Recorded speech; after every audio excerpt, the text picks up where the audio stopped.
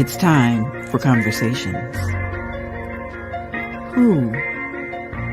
What? How? Why? Don't judge me until you know me. Don't underestimate me until you challenge me. And don't talk about me until you talk to me. Or better yet, mind your business and stop minding mine. What will be today's conversation? Understanding viewpoints, educating, and stimulating discussions. It's time to connect to T-Horne, your host. It's time for conversations.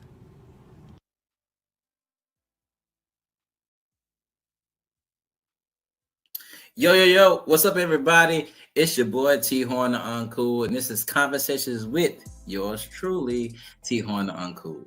Y'all gotta forgive my energy right now, man. I am really excited about this episode. This is episode 4. We are a month in and we going strong, breaking records, catching ears, catching hearts and all that stuff. We're doing a lot of good stuff with this podcast. A lot of people being impacted, and I love it. I love it so much.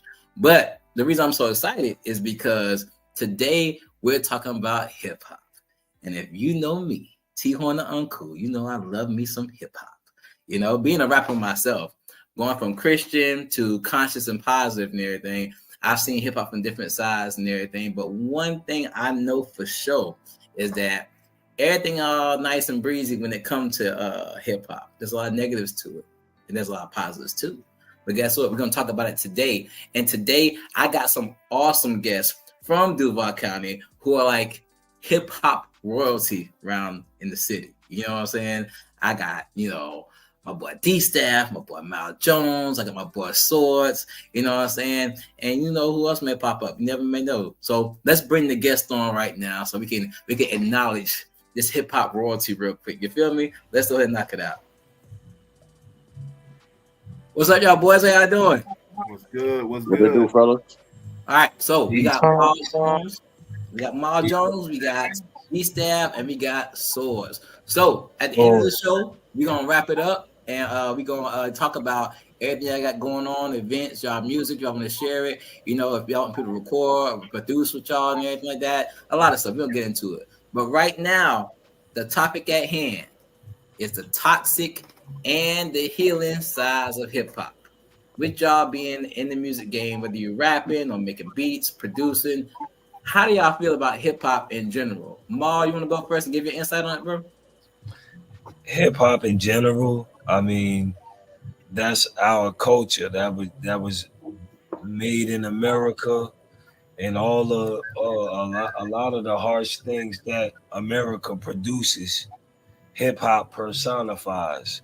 You know what I'm saying? So that's always, to me, it's part of it's part of all of us. Even the people that don't do it, is a part of hip hop culture.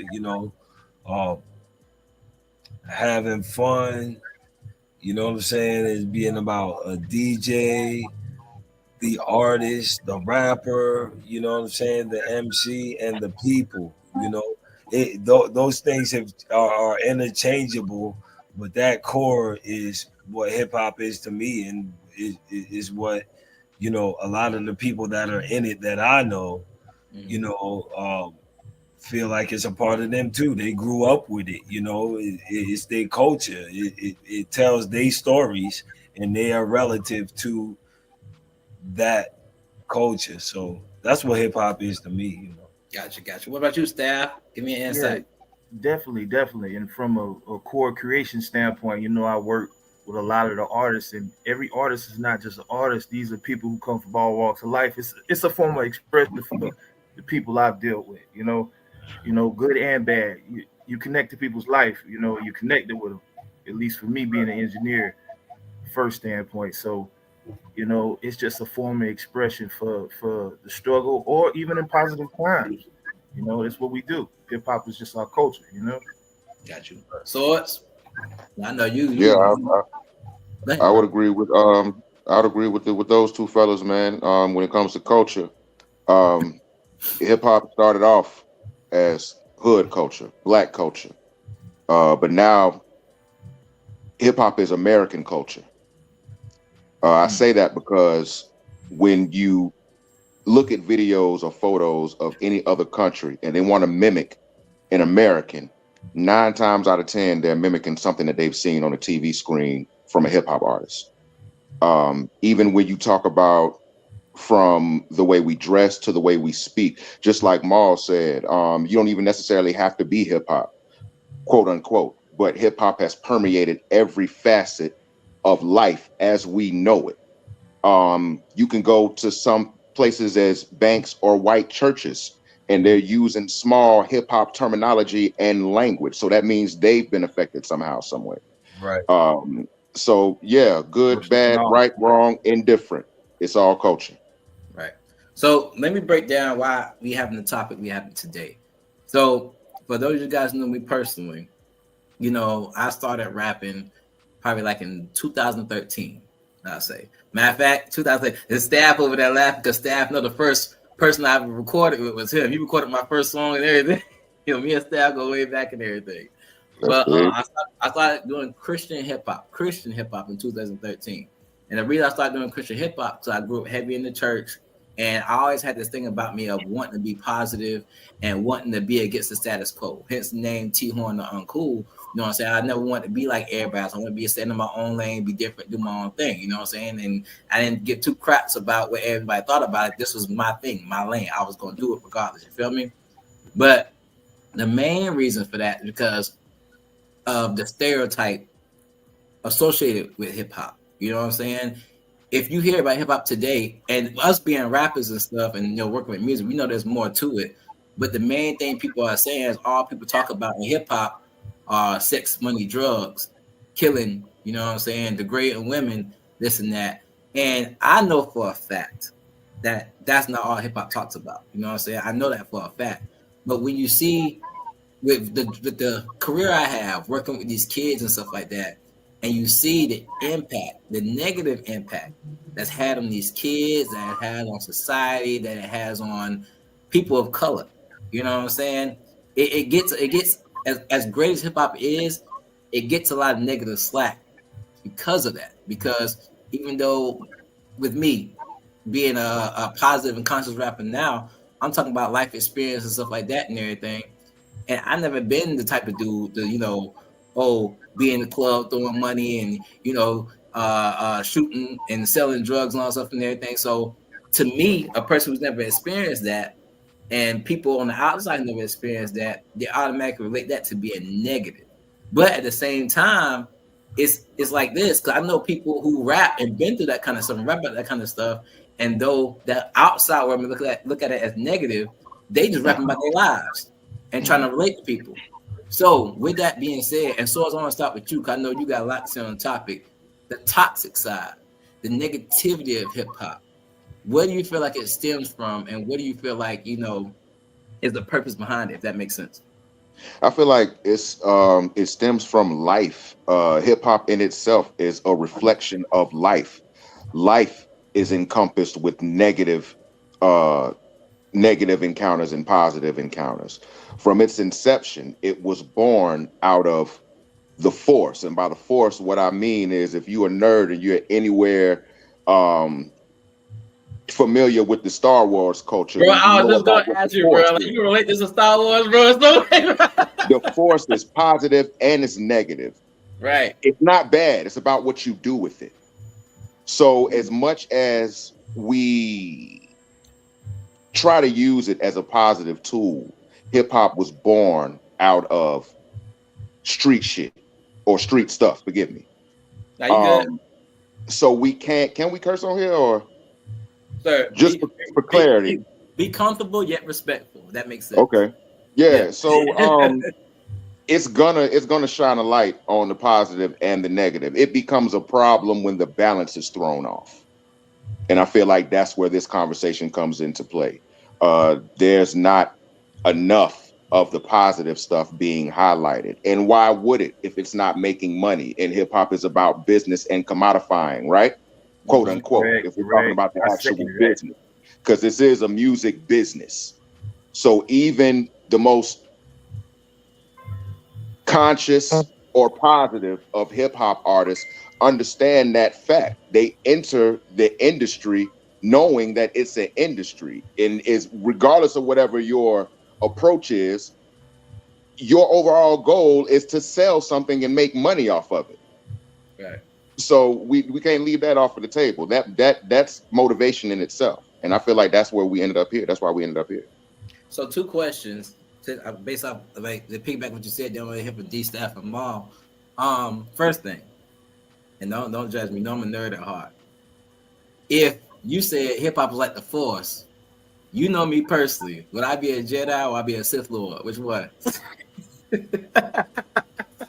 You'll be a Jedi, bro. Big Jedi. Big Jedi. Big Jedi. Big Jedi. I speak on experience with you, man. You've been determined since the first time you landed in my studio. And I know you had your battles going between being a Christian artist as well as coming towards the industry. And that's tough because you wanted to express yourself on a broader lane, and life, you wanted to say things that you felt like you were confined for. And I respect you for going in those directions you went.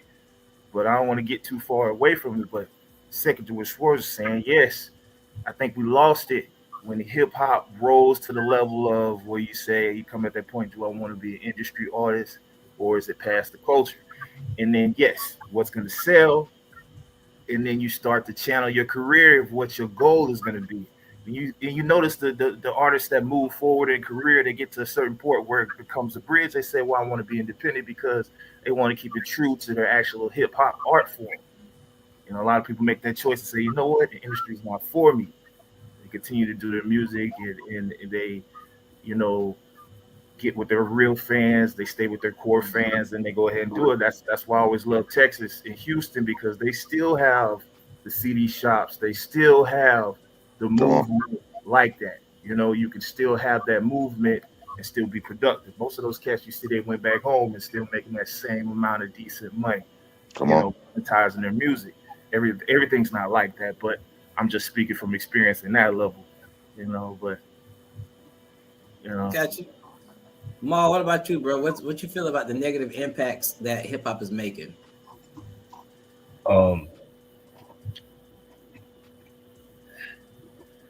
It's like anything that somebody could perceive as negative, that is negative. Somebody could watch a series on TV that's violent and then go act like that person out in the street. Like they can never hear a song a day in their life, but see a movie and go act like the actor in the movie and kill somebody or whatever. So that, from my perception, hip hop has negative incantations, like anything that you can look at that has free will. You know what I'm saying? You can see anything that has free will. You're gonna have people that gravitate to this and people that gravitate to that. And what consumerism does and capitalism does, it appeals to the sensationalism and violence. If there's peace and tranquility over here, what is going to get the more eyes looking at it?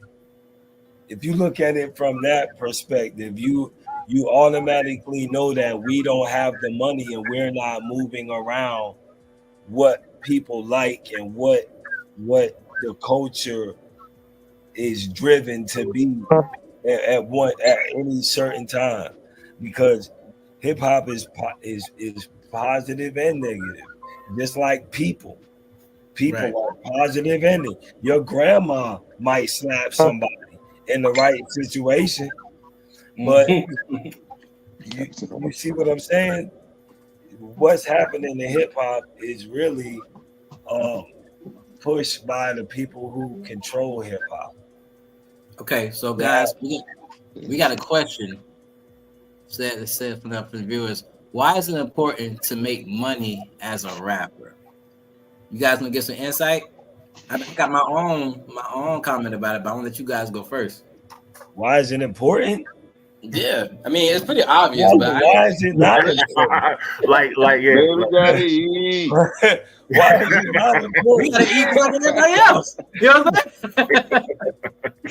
Hey, bro, I've never liked the term, and it's used so widely. Y'all ever heard the term starving artist?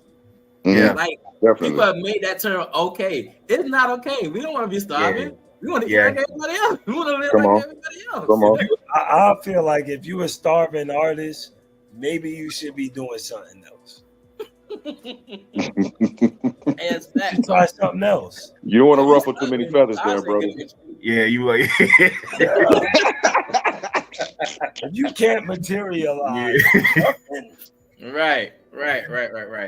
I That's don't crazy. think I would agree, though. You might be in the wrong field if you can't produce nothing. yeah, if you can't reduce You already anything, made the monetize choice in anything. your head that God gave you the gift to do it. So what you going? Right. Yeah. I think the catch is too, a lot of people that want to show their voice and express themselves. Some people don't have the connection to the business aspect, or they never get there. So once they get into the monetizing and making, that's a long phase. I've met people who I didn't know this till years of music. That's very true. Yeah. Hey, Making Destiny music, Singleton. just constantly making music. Yeah. Destiny Singleton say if you a starving artist, apparently you're making me go back to the drawing board, apparently, and start from scratch. Yeah, but that's not. Even if you don't start from scratch, definitely revisit some stuff. Yeah, Right. but Go ahead, Mom. that's not taking nothing away from an artist that is not getting paid off of his talent, because there's a jewel in that. Yeah. Mhm. There's a point in the cloister that you must be at, and they're there. You know, Mom, I'm gonna piggyback what you said just now. It was a point when I first started doing Christian hip hop, bro. And we got I think Moses gonna hop on too. Oh, it's gonna get crucial. We got Moses on here. Moses, what's up, man? Yo, what's happening, fellas? Comrade. Yeah. What it is? So to back off what I just said, and Moses, you just hop into the conversation, bro. But I used to be one of those artists where I feel like, you know what? I'm rapping. I got my mission. You know what I'm saying? I don't need no money. I don't need no play. I'm gonna go out here and do these free shows and do these events. I'm doing God's work. You know what I'm saying? You know what I'm saying?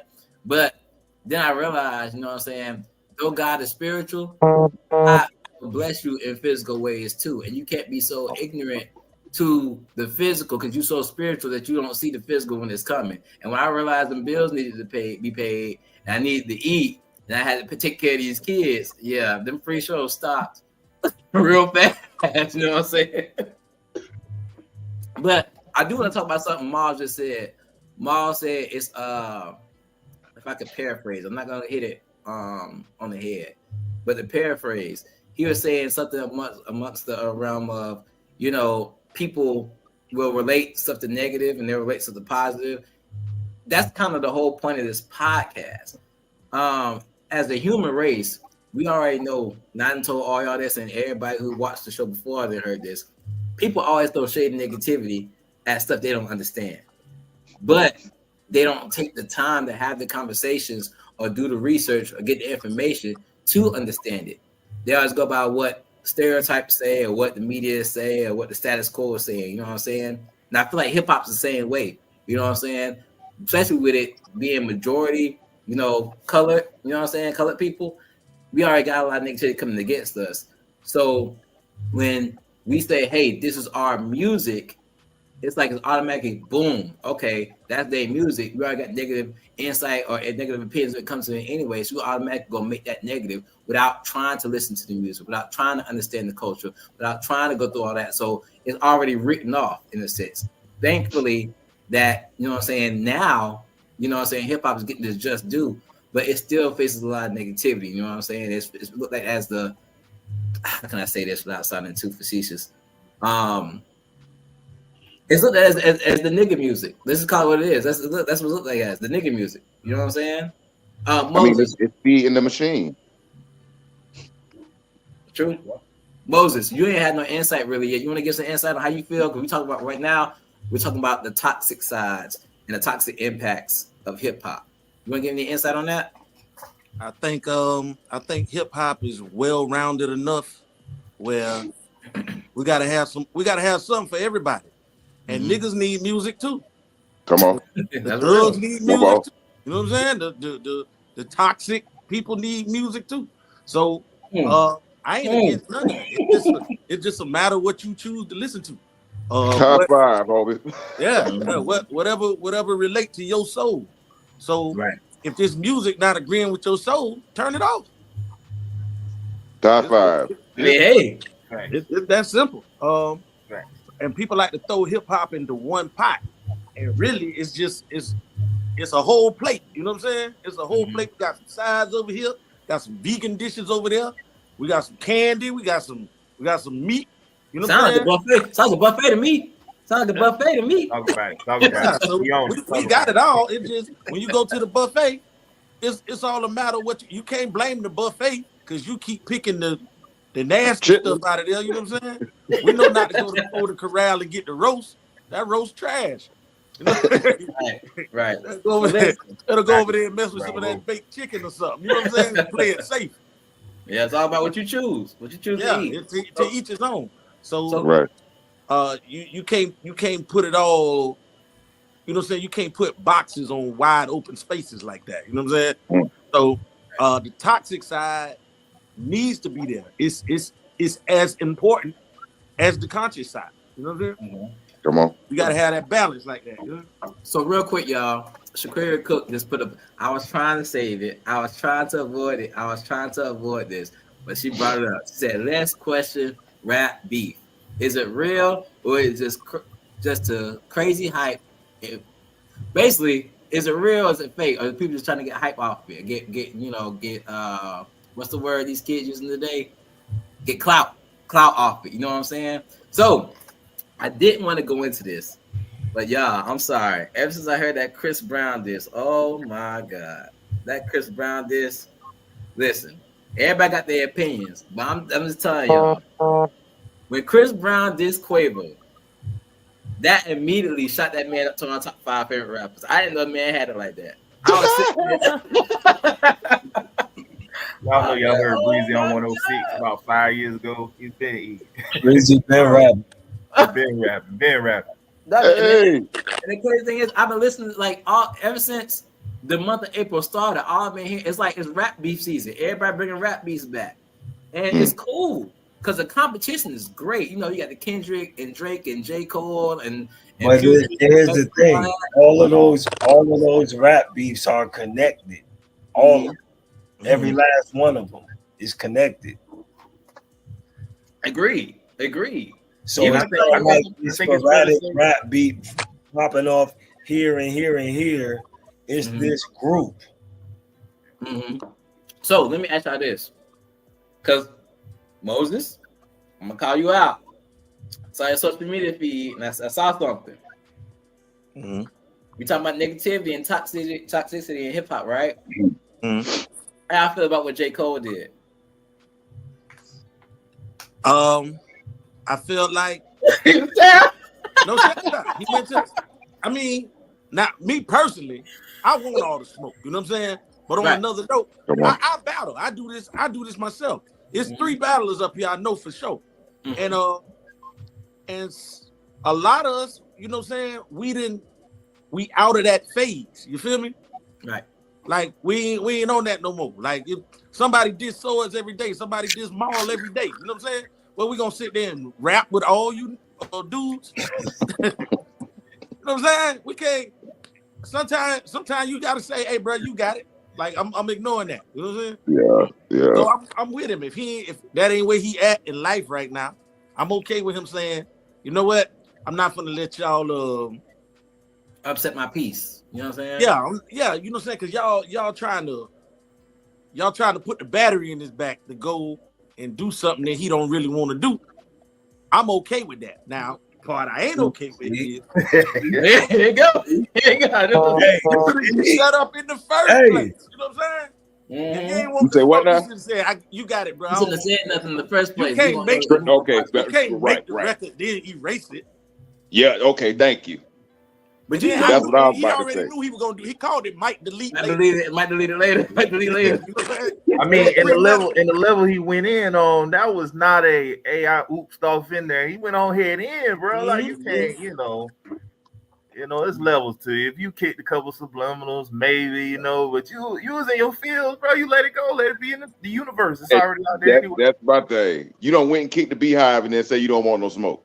Yeah, man. You done already showed up to the fight and everything. You know what I'm saying? That's like I said, that's my problem too. I want to say this though, because everybody has their like opinion, and I can hear it, and I feel the sentiment, but I still feel it's a calculated J. Cole move to something else. Now, I'm not saying that's good in the realm of rapping, because we're all competitive rapper. We come from that era, so there's rules with this. We all, you know what I'm saying?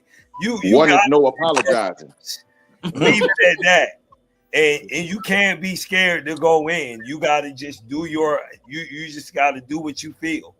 And you're never, he knows it and I know it, that we're not taking this back, okay? We're doing this because we're not taking this back. That's why we're actually doing it. So what do you think, besides his personal issue, what do you think the other reason is that he retracted where he was at on it? You know what? Let me I think it's all personal. I think it's all speak. personal, because it ain't like he can't. It ain't like he can't rap. It ain't like, you know what I'm saying? Like Cole, the worst thing can happen is he go down swinging. Like he's J. Cole. Now, we're not gonna act like he's some bum. You know what I'm saying? Like even people even gave Machine Gun Kelly props for going in at Eminem. He got destroyed, but it was like, you know what? Pat on the back. You know what I'm saying? You had some heart. Yeah, but I mean, he got. And the nigga didn't apologize. That man started doing rock music after that. Yeah, man alone. That nigga does not apologize.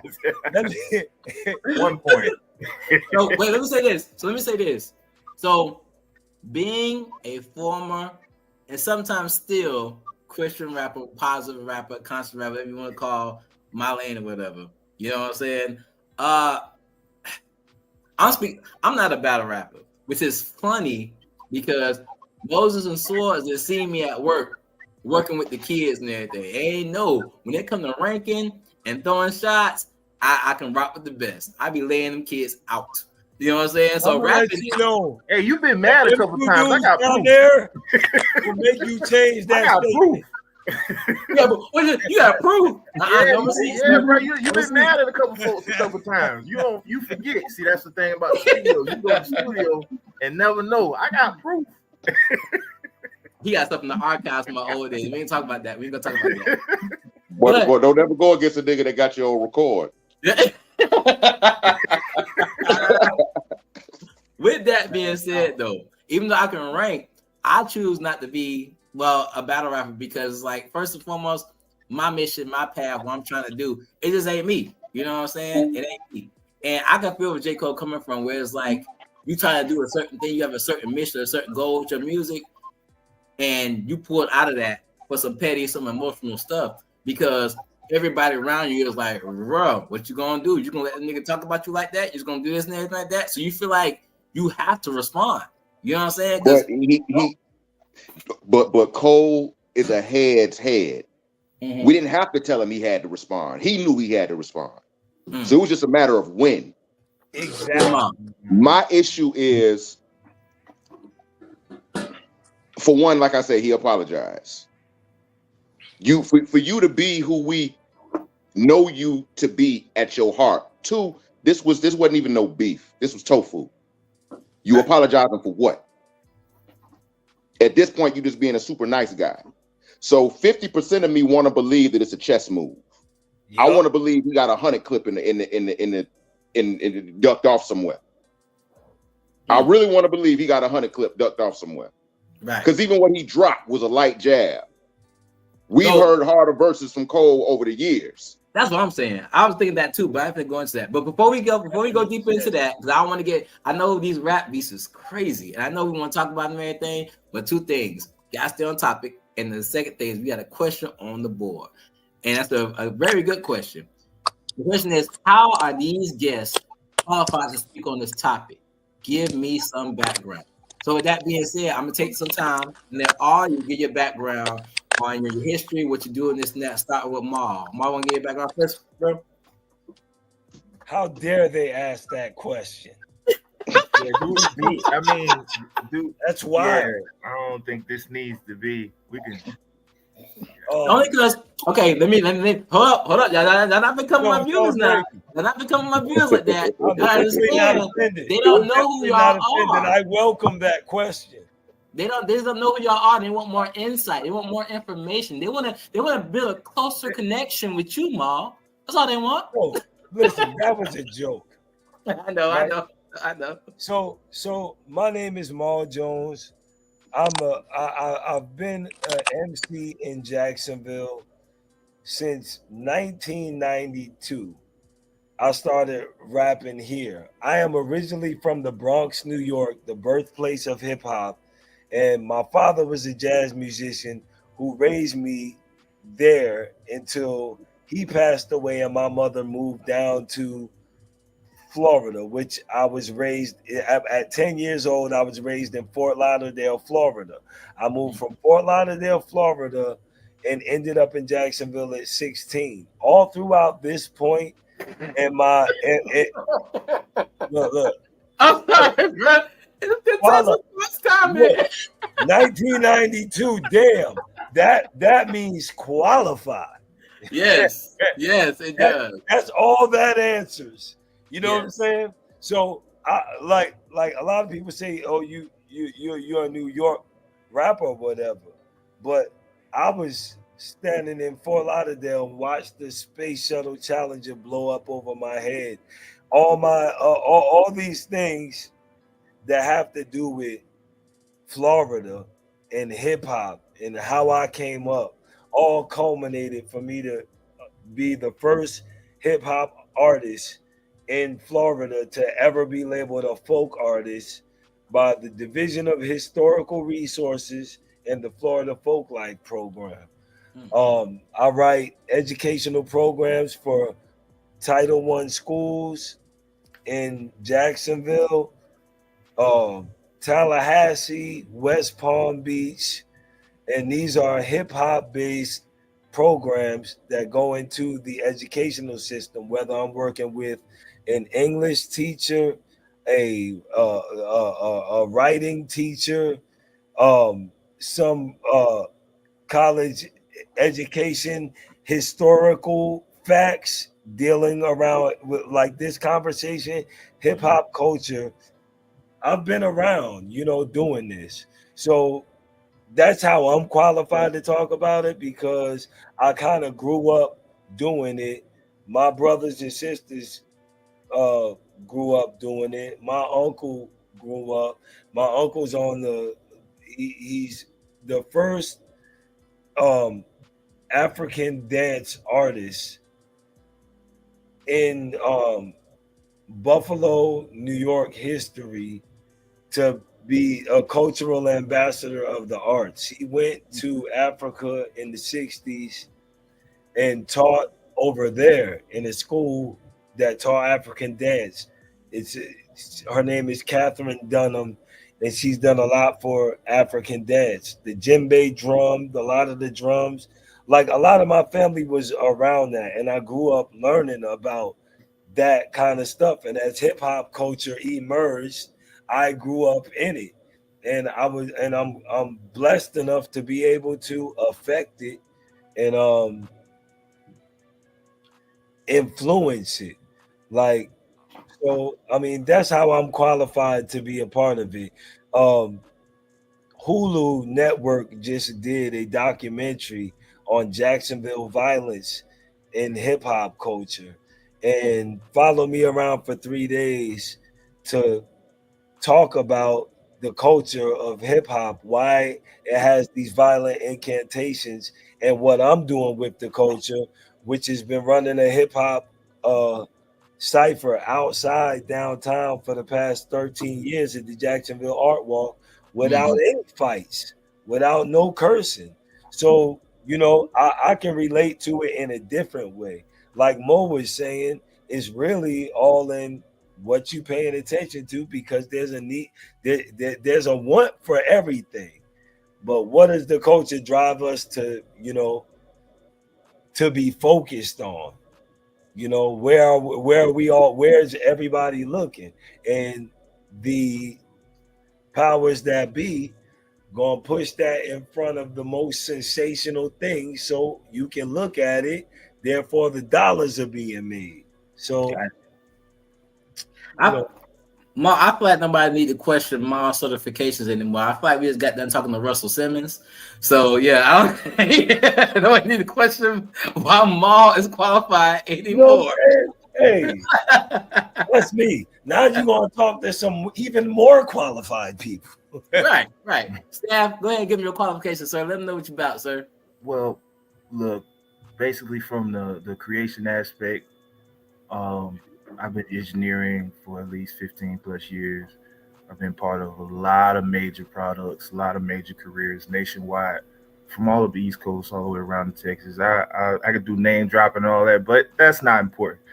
But the reason why I'm qualified is because I've been involved in all levels of the creation, as well as being an artist myself in the phases of my career, as well as that. So, you know, I've seen a lot of things. I've been a lot of places at a lot of levels in the industry. So not necessarily the independent level as well as major level. So that's why I can speak to it. Plus, he was the first artist to ever, but the first engineer to say to ever record a track for T-Horne da Uncool. So let's put that out there. No, I'm just saying. You know what I'm saying? All right. Moses, go ahead and give your qualifications, sir. What makes you qualified to be part of this conversation? And I see we get sword. We lost swords, but hopefully we'll hop back on. Yeah. So I started out as a spoken word artist. I used to rap when I was younger, but I never really, you know, it was just me writing on my paper. You know what I'm saying? Just never really going in the studio, never really recording nothing, just being a rapper to myself. And some kind of way I got into poetry, and I realized like the whole time I was rapping, I was really just doing poems. To this day, you can put any one of my poems to a beat and it sounds like a rap, you know. I started dibby-dabbing back into rap later on in life. So I'm not traditionally qualified as a rapper, but I am a lyricist, I am an artist. I can rap. Just it's not my bread and butter, but I know the game. I've been around the game. I studied the game. I am the game. And so I think poets and rappers are just first cousins. And you know, I'm invited to the barbecue. I like that. Come on. Swords, go ahead, man. What qualifies you to be part of this conversation? I'm a product of it. I'm a hip hop baby. Hip hop raised me first and foremost. I wasn't influenced by the culture. I became the culture over time. Born and raised here in Duval County. Been doing this for north of 15 years myself. Been at it for quite a while. I wear a lot of different hats musically. I do a lot of different things when it comes to rap shit. I'm rapping, period. Made a few waves, was blessed enough to make a few waves here in the city. Again, names, and there's no need in dropping a few names. It's a small Google search and you'll find a few answers. Or you could YouTube Swords, or just look around. But yeah, also was blessed enough to influence a few things culturally here in the city on a few different fronts. The street aspect of hip hop being one of them. So definitely being a product and being a walking, talking example of some of the things that we talking about. I'm the positive side and I am the negative side. So I feel like I'm well qualified to speak on this topic. That's what's up. So, first of all, let me say this. All four of you on this podcast, man, I reached out to y'all for a reason because somebody I know personally and somebody I just seen the stuff that was happening in the city that y'all was doing and everything. So I just want to say I'm humbled to have y'all on here because y'all really are a blessing to the conversation. You know what I'm saying? Even if I haven't talked to you in person like Ma, know me, you haven't. We had a little run in at the art walk where, I hit the cipher and stuff like that and everything. But having you on here, staff, you was my first engineer, producer, Swords, and Moses. Moses, you don't even know Moses. I actually seen you the first time years ago. You were spitting spoken word at FSCJ Kent campus, and we had a slight conversation, and that was like the first time I ever talked to you, something like that. Then we end up crossing paths here and there and everything. And so as you already know, we met what you're doing, the things you do for the kids and stuff like everything. I just feel blessed to have. I feel like I got kings of hip hop, of Duval hip hop, on my podcast right now. So I thank y'all for being all this stuff like that. We got Vincent Taylor saying Swords is the best on the mic. The best? Listen, don't do that. That's don't do that. a Yeah, a lot of competition on the podcast right now. I know Swords appreciate that's big love, homie. That's big love. Hey, I'm gonna take that. Fuck that. I'm gonna take it. Fuck you, me. We don't need no Duval. We don't have no Duval beef up here. You know what I'm saying? They said they know Marlon dropped the diss track to the Swords or something like that. You know what I'm saying? The Swords got a response. Man, listen, I'm gonna keep while we on here, I'm gonna give y'all a little bit of history, right? I'm gonna give y'all a little bit of history. I was maybe 16, 17, right? Maul was part of a crew called East Unit, right? We was the babies on the block. Me and my crew, we was the babies on the block. Maul, we was looked up to Maul and Peyton. They was all on rest in peace to Peyton. They was all on the scene too. They was like all the OGs. At the time, we was 15, 16, the young niggas on the turf. Wasn't even supposed to be around. Right. We did a show with these niggas, right? We had a white boy that used to rap with us. He was battling these niggas after the show. Remember the show y'all did at the Milk Bar Mall? They battling the white boy, right? Him, Maul, and his partner Rafiq, they just double dutching the white boy. They double dutching. What? They double dutching. Ain't nobody from the squad jumped in, right? So I jumped in to help my nigga. Maul handed me my ass that night, bro. I'm talking about Maul. Maul handed me my ass that night. After that night, I went back in the lab, bro. I went back in the lab, and I'm gonna say this why I got the nigga on camera. That battle single-handedly produced the aggressive Swords that niggas know now, because I vowed that would never happen to me again. Wow. So that's how much influence hip-hop had on the city then. And at the time, the temperament was a little bit different. These ciphers was different. You damn near get shot in your ass and ran off the block for saying the wrong thing. Mm-hmm. You know what I'm saying? It was a different time in the city with a different circle of rappers. You know what I mean? But while he was here, I had to give him his flowers and let him know that. That's what's up. Listen, bro.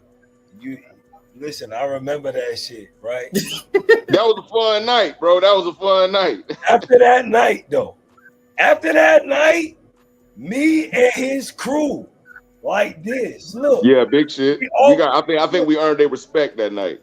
It was always, and that wasn't our first time clashing. We battled these niggas on the radio station too. Oh wow! There was a videotape of that floating around somewhere. Bro. If I can find it, I'll produce it somewhere. Planet Earth. I remember that shit. This nigga said unidentified flying objects in the projects. Yeah. So listen to this though. Y'all see how Swords and Ma, y'all done had rap beefs and this and that and everything. Look at the positive energy that came from it. Getting back to the topic, it's nothing but love because we both from Duval. We know what we've been through. We don't gotta question each other. Right. Come on. You know what I'm saying? It's like, come on. Me, Swords, Mo, we already know the story. Mm-hmm. It's not like you can't tell none of us a story that we don't all know. So question.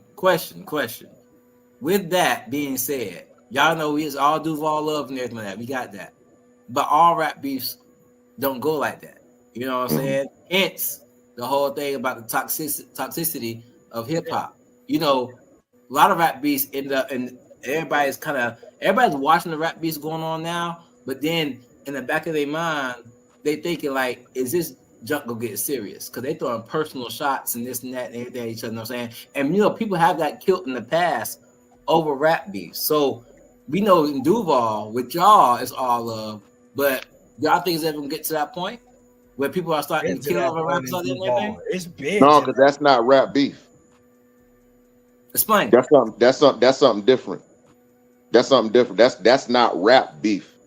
No. It's rap beef, but it's not. It's right. Once people start dying, it ain't rap no more. It's you absolutely right. It's something that's something different. You know what I'm saying? That whole culture is a whole nother conversation. And you said that's a whole nother can of worms. That's a whole nother can of worms. It's another thing you said. You say like we know it's all love in Duval, when actually Duval got the worst rap beef scene. Tell the truth. Well, let me be honest. Young boy, they rapping on each other's graves and all kinds of. Right. That's what he was talking about. So, with that being said, so y'all know me. I've been in Christian hip hop for a long time, and then I stopped doing music for a long time and just stepping back into it as a positive conscious rapper. I don't keep up with all the new rappers I do, all stuff like that. Everything I know, I get from the kids in my school. That's how I find everything that's going on. With that being said, you know, I watch a lot of kids in my school, and because of the rappers, what's one of these rappers they just talk about all the time?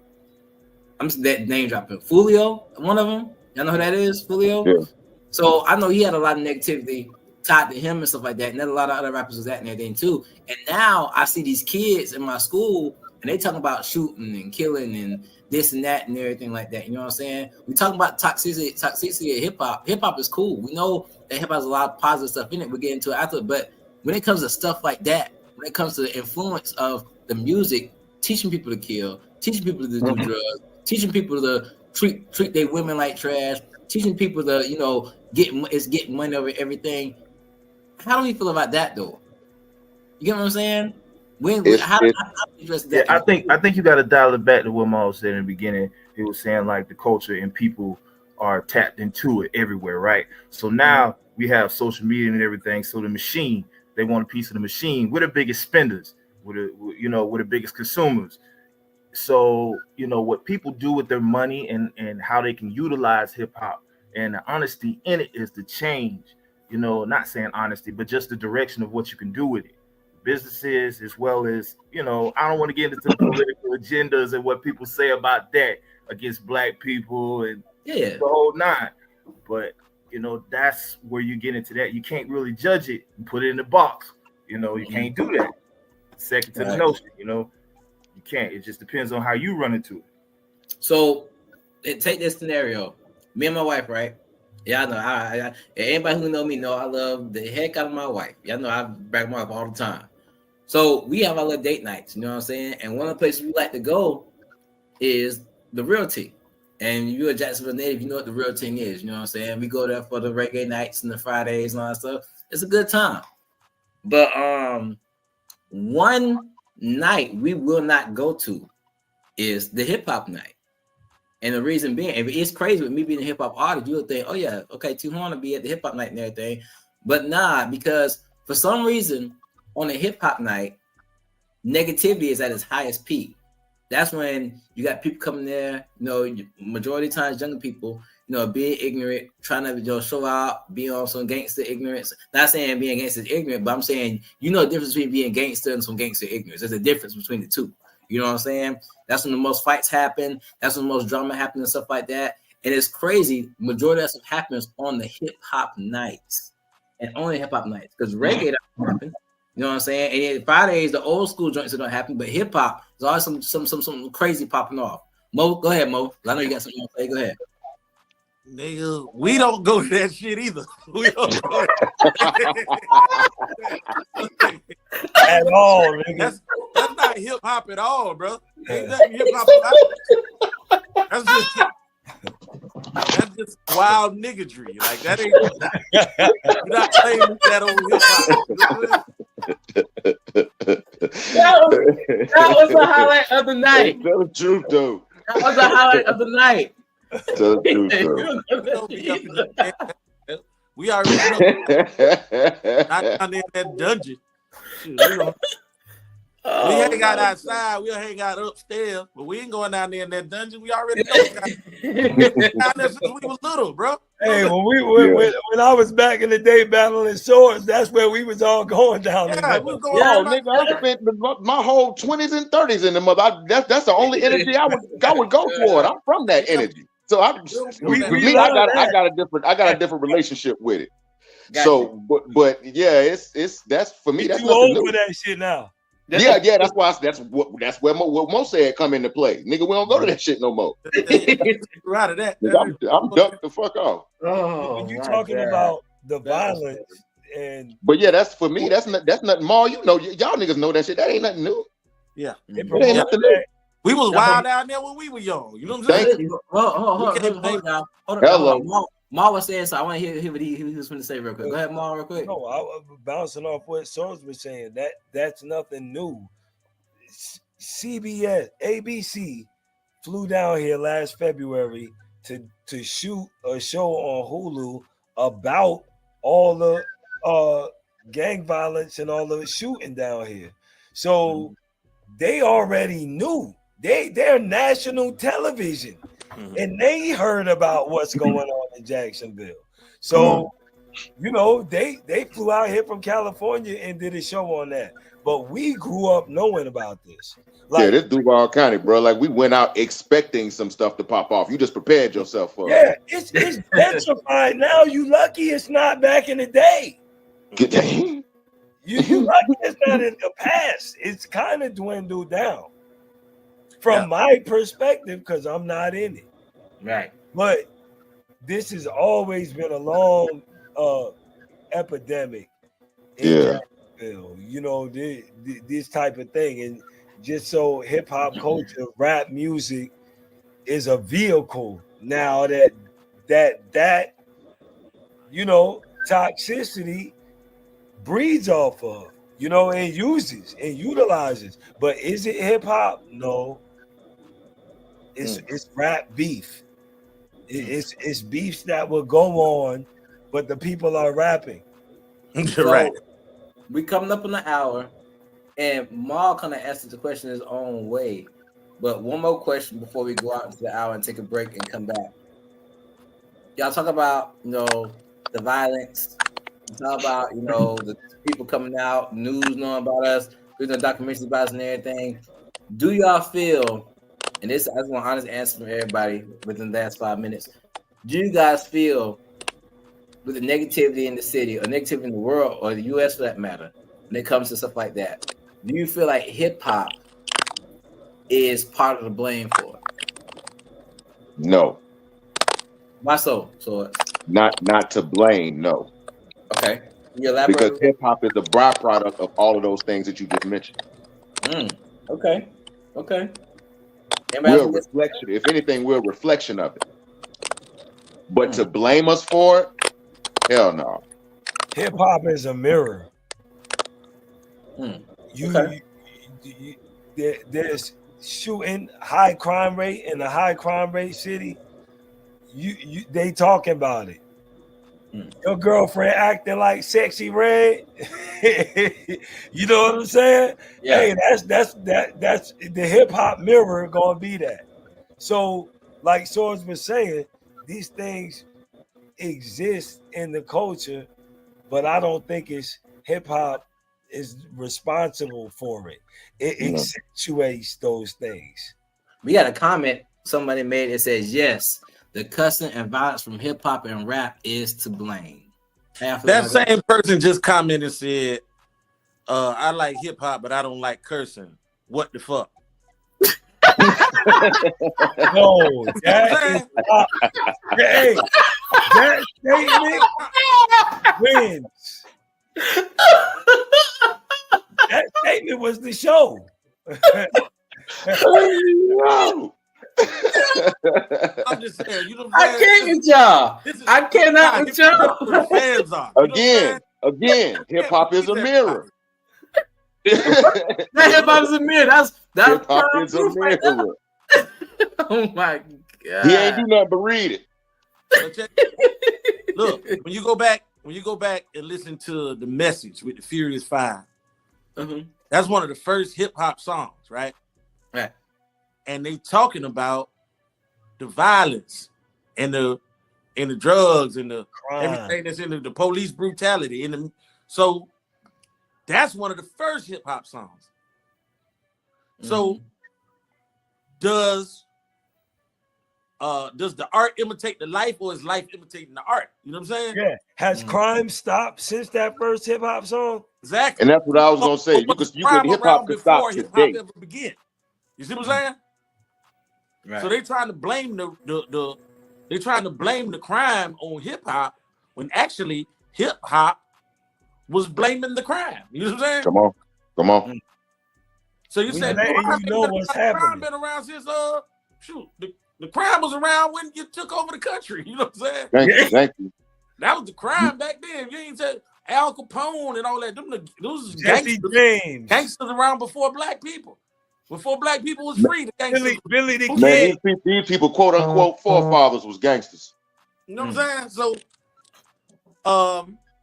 I think a lot of time when people say, "Hey, this is the situation I'm in," and I'm speaking it to you, then they're saying, "Okay, you're glorifying the situation," but in actuality, they're documenting the situation. You know what I'm saying? So you trying to attack the music? Let's attack the situation. Let's try to make sure that don't exist. Right. And can't rap about it. You know? Right. Because if there's no crime, there's no negativity. What can you talk about? All people talk about is what they're experiencing anyway. You know what I'm saying? And that's what I was gonna say. Hip hop could stop. Hip hop could stop today, and people still gonna be dying. Dope still gonna be getting sold. Girls still gonna be ratchet and poop putts. Niggas still gonna be nothing. Hey. Still, you know what I'm saying? So all these conditions we'll still have, regardless. The niggas that's killing and selling the dope can't even rap. Keep it focused. They can't even rap, so you can't blame it on that. You know what I'm saying? Come on. Hey man, we have to kick Moses off the podcast. Moses telling too much raw truth. As soon as he said that about them posting that with WTF, it came up across my screen. Look at that. Hey man, I love rap like whatever you got to do in the background is right on point. Like, hey, shout out to Angie B. Angie B Productions. She got it on a lot, man. She got it on a lot. But the good thing is we got people watching from Cali, man. Cali watching, you know what I'm saying? So shout out. You know, big love to Cali. You know what I'm saying? So we gotta take a quick break, y'all. Time running out. Hey, y'all get refreshed. When we come back, we talking about the positive sides of the hip hop, the healing sides. You know what I'm saying? What makes hip hop so good? So we're gonna take this quick break. Y'all get refreshed, and we'll be right back with conversation with T-Horne da Uncool, man.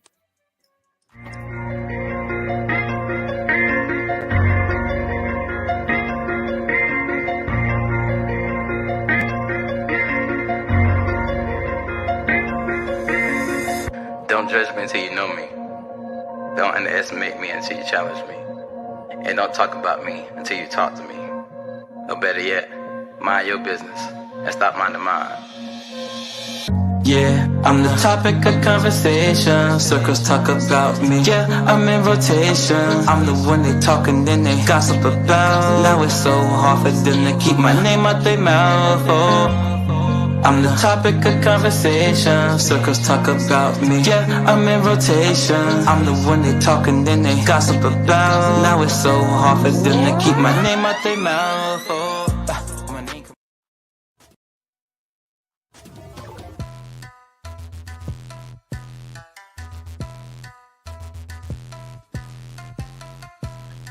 Hey folks, well, I got one more testimony I want to share with you. Identity theft. Look, I know a lot of people have a lot of programs out there, but our program goes a lot further than most. See, most people think identity theft, they think of credit. Credit is the easiest thing you can solve. But you got to ask yourself is, what else are they not telling me? I'm going to tell you what they're not telling you. It's called criminal identity theft. We had a young lady who was going to apply for a college loan. She said, sir, when I was 18, I'm 19 now, I went to go apply for a loan. And they told me I had 2 cars, a house, and a boat in my name. And they told me they denied me. I had to get it fixed. She spent countless hours. I don't know how much money she spent on an attorney, but had she had our services, she would have been notified immediately, right? That's on that side. Then you come talk about character and criminal. I know a gentleman that went to jail twice last year. Now he's thinking, hey, the cops are going to solve it. They're going to take care of it. It's going to be easy. Everything's going to be good to go. He thought he was just going down there for 3 hours. That means he spent 3 days. 3 days in jail for a crime he didn't commit while the cops decided to solve it. See, had he had our services, he would have been provided with a licensed private investigator. They would have had to sign a limited power of attorney. And then at that point, they would have went to work on his behalf where he wouldn't had to have dealt with that. And because he had the legal plan, the attorneys went and got his name cleared in a matter of 3 weeks, when it normally takes 2 years to clear up. I'm just sharing with you, our services makes a world of a difference. You don't have to feel vulnerable. And we're ranked number 1 by Forbes several years in a row. So if you're going to get something, you're going to spend your money, let's work with the best. With that being said, I appreciate y'all for listening to me.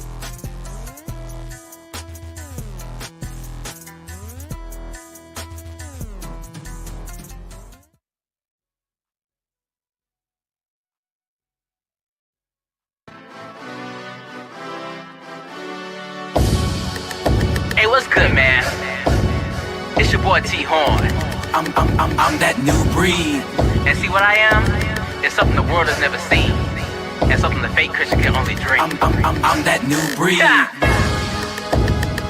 It's just y'all something new, not a stereotype. I'm that new breed. I'm rebuilt, remade, not fake. I'm that new breed. New breed, new breed, new breed, new breed, new breed. I'm that new breed. New breed, new breed, new breed, new breed, new breed. Descended from that old seed. New breed, new breed, new breed, new breed, new breed. I'm that new breed. New breed, new breed, new breed, new breed, new breed. I'm hyped up on that true seed. I wanna be new, wanna be repping the truth, wanna go hard in the booth. Wanna be sober with this when the angels, they see me, they stopping to give us a salute. Not worried about loot, full like a stomach with food, not half like wearing one boot. I hear you say, but you just be talking. I wanna be realer than you. Who? Got a problem with your mind frame. Said a problem with your mind frame. Church lies, negativity, contradictions. You driving me insane. How you holy in the church, then Monday back in the world?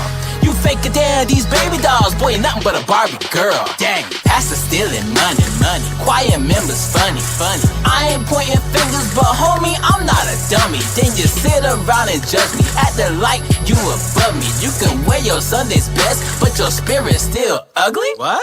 Excuse me, won't follow your example. Nope. Don't want it, not even a sample. Nope. I'd rather be stepping high, being what God called me to be trampled. When these people see me, I want them to see God. I want them to see this new breed, not a fake, not a joke, a facade. New breed, new breed, new breed, new breed, new breed. I'm that new breed. New breed, new breed, new breed, new breed, new breed. Descended from that old seed. New breed, new breed, new breed, new breed, new breed. I'm that new breed. New breed, new breed, new breed, new breed, new breed. I'm hyped up on that true seed. Some Christians a joke, but I ain't laughing.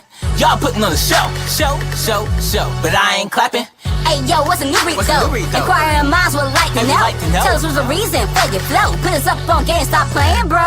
A new breed is someone of God, showing real love, showing real care. Them people that really live in him, not fake like the weave in your girl's hair. You looking like, boy, don't go there. My spirit, man, he been here. Some of y'all just playing wrong like rich men getting welfare.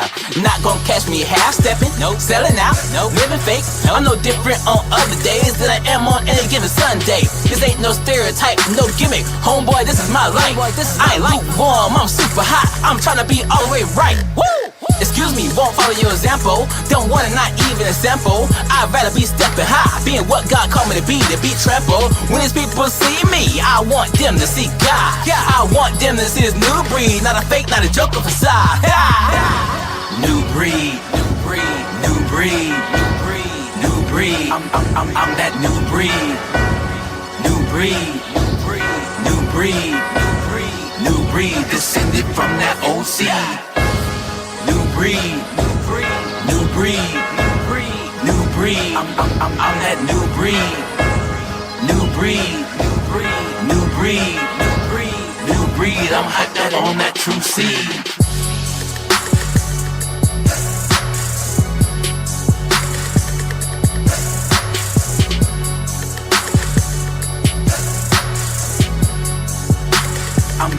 I'm that new breed. Yeah.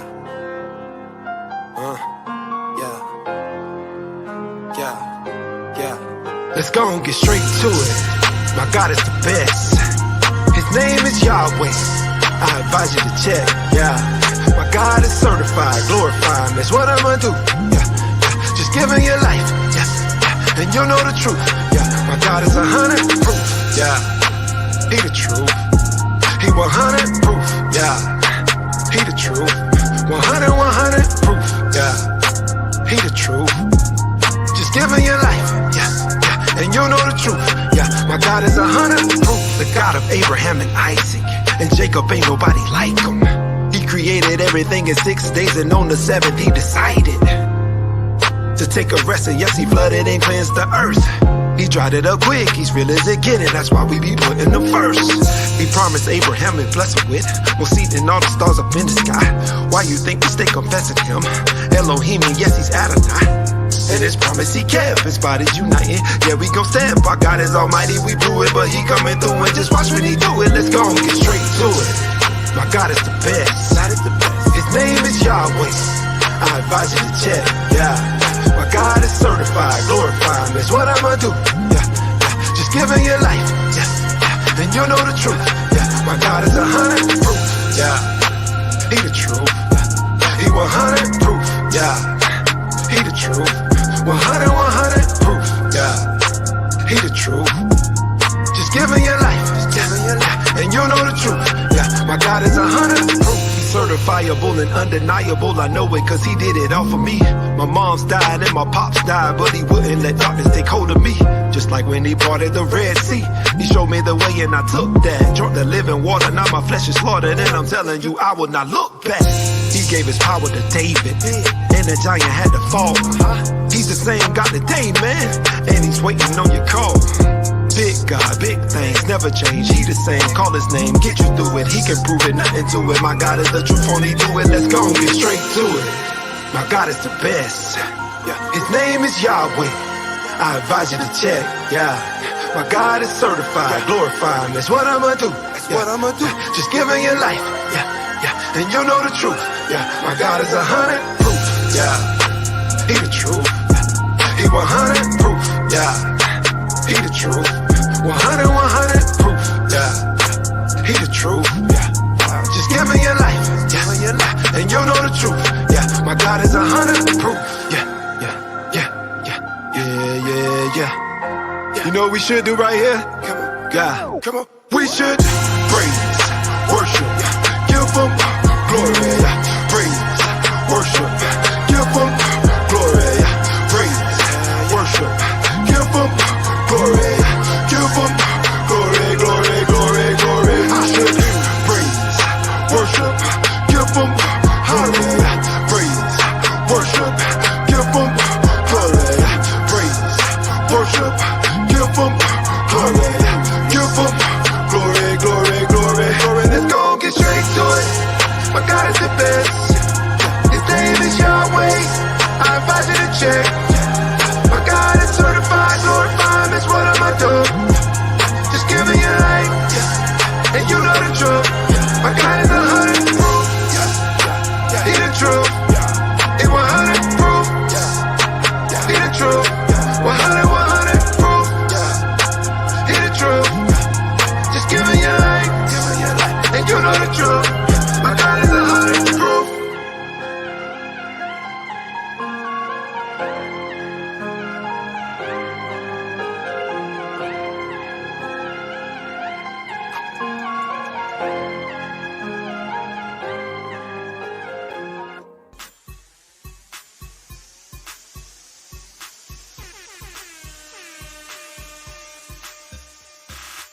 Yo, what's up, man? It's T-Horne da Uncool, and we are back with Conversations with T-Horne da Uncool, man. Yo, this conversation, man. This conversation. Even with me being a hip hop artist and everything, this conversation is everything right now. I got some, like I said, some Duval hip hop royalty on the podcast right now, and the way we having this conversation, man, is free, is flowing, and it's just fruitful, free flowing and fruitful, and I love it, man. I love it, man. So, without further ado, let me bring my artist. I'm sorry, bring my guests back so we can continue this conversation. Mo, what you looking at, bro? What you looking at? We just pull up, and you on the side looking like this. I'm like, what am I looking at? And my girl in the background telling her to shut up. I'm getting back online. That's his most superhero pose. Right. Yeah. Well, it's funny. My wife, every time I do this podcast, my wife literally sits next to me while I do my podcast so she can watch what's going on. I have to tell her, like, babe, stop talking. Babe, put your incense out. Babe, turn the washing machine off. Like, you know what I'm saying? It's real, man, so I understand. But, yo, let's get back to the conversation. Glad to have y'all back, man. We talked about toxicity of hip-hop and everything, but now to my favorite part of this conversation we'll get to. Let's talk the healing parts, the positive parts, because as much negativity is thrown at hip-hop, the hip-hop community and hip-hop music and everything, I believe personally. Now, I'm just going to stand on facts, the unknown facts. There's a lot more positivity in hip-hop than people even realize. Can we agree on that? True story. Yeah, you know what I'm saying? Because for me personally, Shot Speaks, what's up? How you doing, sweetie? So with me personally, I know for a fact, I hate to sound cliche, like Lupe Fiasco, but hip-hop personally saved my life. You know what I'm saying? It did. Because even with me growing up in the church and, being raised, in this Christian lifestyle, I still dealt with a lot of stuff. And a lot of times I didn't know how to express myself or to talk how to receive therapy or even talk about the things that, I was going through, the problems I have.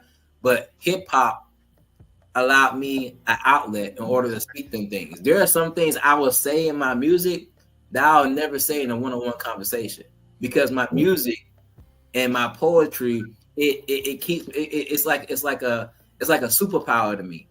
It keeps me free flowing to be able to say things I wouldn't normally say, that have the boldness I wouldn't normally have, you know what I'm saying? And be able to relate to people in a way that I couldn't relate to them before, you know what I'm saying? So I know there's a lot of positivity in hip hop. Before we get into the questions and stuff like that, if you guys want to get a little bit of insight on how hip hop has helped you and has it been positive, not only in your life, but how you see it being positive in the community. Mario, you want to start out, bro? No, I'm gonna be last this time. You want to be last? Okay, Russell Simmons, we'll let you go last. All right. Come on, Nate Swartz, come on, man, give me some insight. I know you can go in. Come on, bro. It's just like you say. It was an outlet for me too. Hip hop halfway raised me. There was a lot of lessons that I first encountered, a lot of life lessons that I first encountered through a song before I actually experienced them in life. So I know that the influence that the music that it can have over somebody can definitely be great. There was a lot of things, a lot of jewels that was dropped in music that I didn't know, and a lot of terminology that was dropped that I had never heard before that made me want to go and do the knowledge to it. So I know there was a lot of teachable moments along the way. So it definitely saved my life too. It became my outlet. Life be lifing sometimes, just like it do for everybody. So hip hop became an escape for me. And just like you said, there's a lot of things that I would express in a song that I would never express in a conversation, or it's easier for me to express in a song before I can express them in a conversation. So I agree with you wholeheartedly there. All right, Mo, what you got for me, bro? Well, for the viewers, I say. Like I said, I'm not much of a hip hop artist, but as a hip hop consumer, it did a lot for me. I'm from the East Side, you know what I'm saying? I'm 21st in Phoenix, born and raised, and it's a lot of wild stuff going on. East Side, yeah. So, it's wild like that, but you know what I'm saying? I was one of them kids that you know, much as I was outside, I was inside listening to the radio. I was buying the new cassettes. I would save up my lunch money. And back then, like records was like $9.99. If you get them on the first week, you might get them for $7.99 if you catch them at Turtles at the right time. So I would save up my lunch money to buy a new album every week. You know what I'm saying? Me and Soaz had these conversations all the time, working with the kids, and we'd be like, "Yo, you was up on this back in the day. You was up on that one." And man, we exchange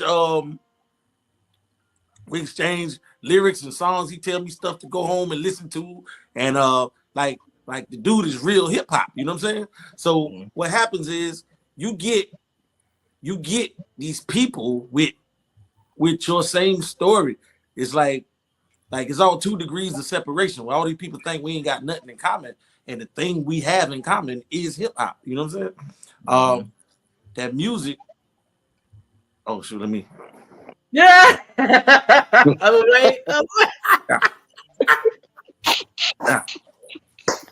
Now you got my little ass.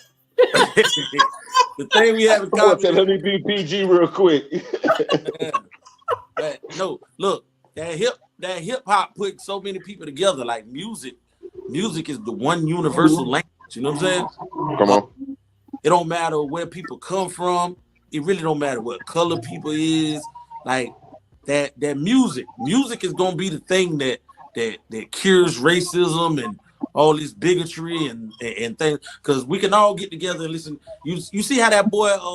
You see how the country boy just covered that Tracy Chapman song? Yeah. Tracy Chapman, a black lesbian folk singer, and this dude here, country redneck good old boy. You know what I'm saying? And everybody can relate to that song. It's like, you know what I'm saying? Everybody coming together with that song. He filling up stadiums singing Tracy Chapman because music, bro. Music is that thing that it bridged the gap between everybody. You know what I'm saying? So it definitely saved my life because I was a not so gangster growing up in a neighborhood full of gangsters. You know what I'm saying? Right. But the music kept me intact. It kept me out of the streets. It kept me knowing what's going on without even actually being in what's going on. You know what I'm saying? So that's pretty much my story. All right, Mom. You got last up. What's up? What was the question again? So, dang. Yeah, So, I don't want to act. I want to tell you the real. Okay. So let me reiterate the question. I ain't gonna lie, I kind of forgot. I was listening. Right. Also involved and so as a Moses. In what way did music save your life? I think that was. There you go. Okay.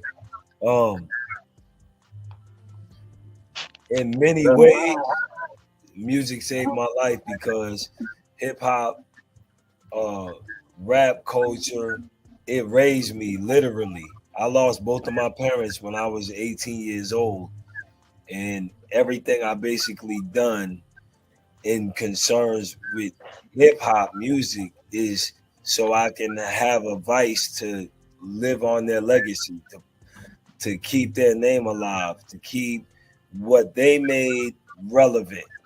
And that's how I'm doing it. You know, hip hop culture for me, like I have a twin sister, and she was raised in it just like me, and she has her own perception of it just like me, but we're broke off into 2 different people that do 2 totally different things, but we have a relative hip hop bond. We're twins though that are totally different though. You see what I'm saying? Hip hop culture can bring people together that don't even know anything about each other's culture, but instantly respect them because of that. You know what I'm saying? The music, the hip hop culture, how we dress, how we look, how we talk. You know what I'm saying? That's all hip hop culture. So if your grandma say something that sound hip hop, you like, what? Like, You like it open you up. You be like, where you get that from? How you know to say that? Because that's how much hip hop transcends generations and affects. It's really a tool that we haven't fully like been able to remap with technology yet. We ain't really figured out all that we can do with hip hop culture yet. Like we could do more than what we're doing with it, you know. And I always see that potential in it. So in that way, hip hop saved me from being bored with life. You know what I'm saying? Like it's always something new. It's always something to experience. It's always something to create. And inside of all them things, you can make them relevant to somebody else. Mm-hmm. So it not only saves my life, I see it help other people. I see that me doing it helps other people. And you know, I can continue to do that with a culture that I love. I just love doing it, but it has a positive impact on people around me, and I just wanted to keep doing that. Okay. So I want to get D-Staff too, but real quick, D-Staff, you had a question pop up, and the question is breakdancing a part? Is breakdancing in the hip hop culture? Absolutely, so, absolutely, yeah, without a question, without a question. Y'all forgive me for my internet. It's beating on me, man. Y'all forgive me. You hear? That's all that matters. But you hear? That's all that matters. So that's like asking is rap in hip hop culture. Yeah. Hip hop culture, DJing, graffiti, for the artists out there, all that stuff. Man. So let me. They ain't really around like that no more. Where the beatboxers at these days? So let me try to listen. Don't judge me. Don't judge me. They can smoke crack now. They can't do that with their lips. Oh man. Let me try to have a little secret. And anybody who really know me from Duval, before T-Horne da Uncool was T-Horne da Uncool, and before I started rapping, doing everything, a lot of cats from Reebok High School know this cat named Turbo, because back in the day I used to be Why you couldn't get your own name though? Why you had to steal Turbo? Bro, let me ask you this. So, okay, I'm Turbo and Ozone, man. You got no. Let me put you up on game. I did that name wasn't. I didn't take that man's name. I know the legend of Turbo and Ozone. I watched. They gave you the name. Yeah, we was at school one day. We was at Reebok. It was Spirit Week, and they saw how I did. Like, you know that's some South stuff. Yeah. That look like something on TV. That's what you is. Yeah. My bad, dude. I thought you named yourself. I was gonna be mad at you. I was honored that they even compared me to the guy. You know what I'm saying? I'm like, I'm nowhere on his level, but you know. We had a nigga in our school that used to get dance. He was a pretty nigga who could dance. We used to call him Genuine. Yeah. He ain't call himself Genuine Oi. Genuine Oi. That was Genuine Oi. Yeah, right. But see, there's a cat, and I'm gonna shout him out. I don't know if y'all knew, I probably met him, but there's one dude, and I swear his pop locking, his dancing, his juking, all that stuff is so on point. Guy that I went to school with named Earl Nichols, that dude right there. Matter of fact, when Lou Duval was in Jacksonville, he had a whoop competition, and he won the whole whoop competition. He's known as the best whooper in Duval. You know what I'm saying? So shout out to Earl Nichols. Best whooper in Duval. Stop playing, man. Yeah, everybody at the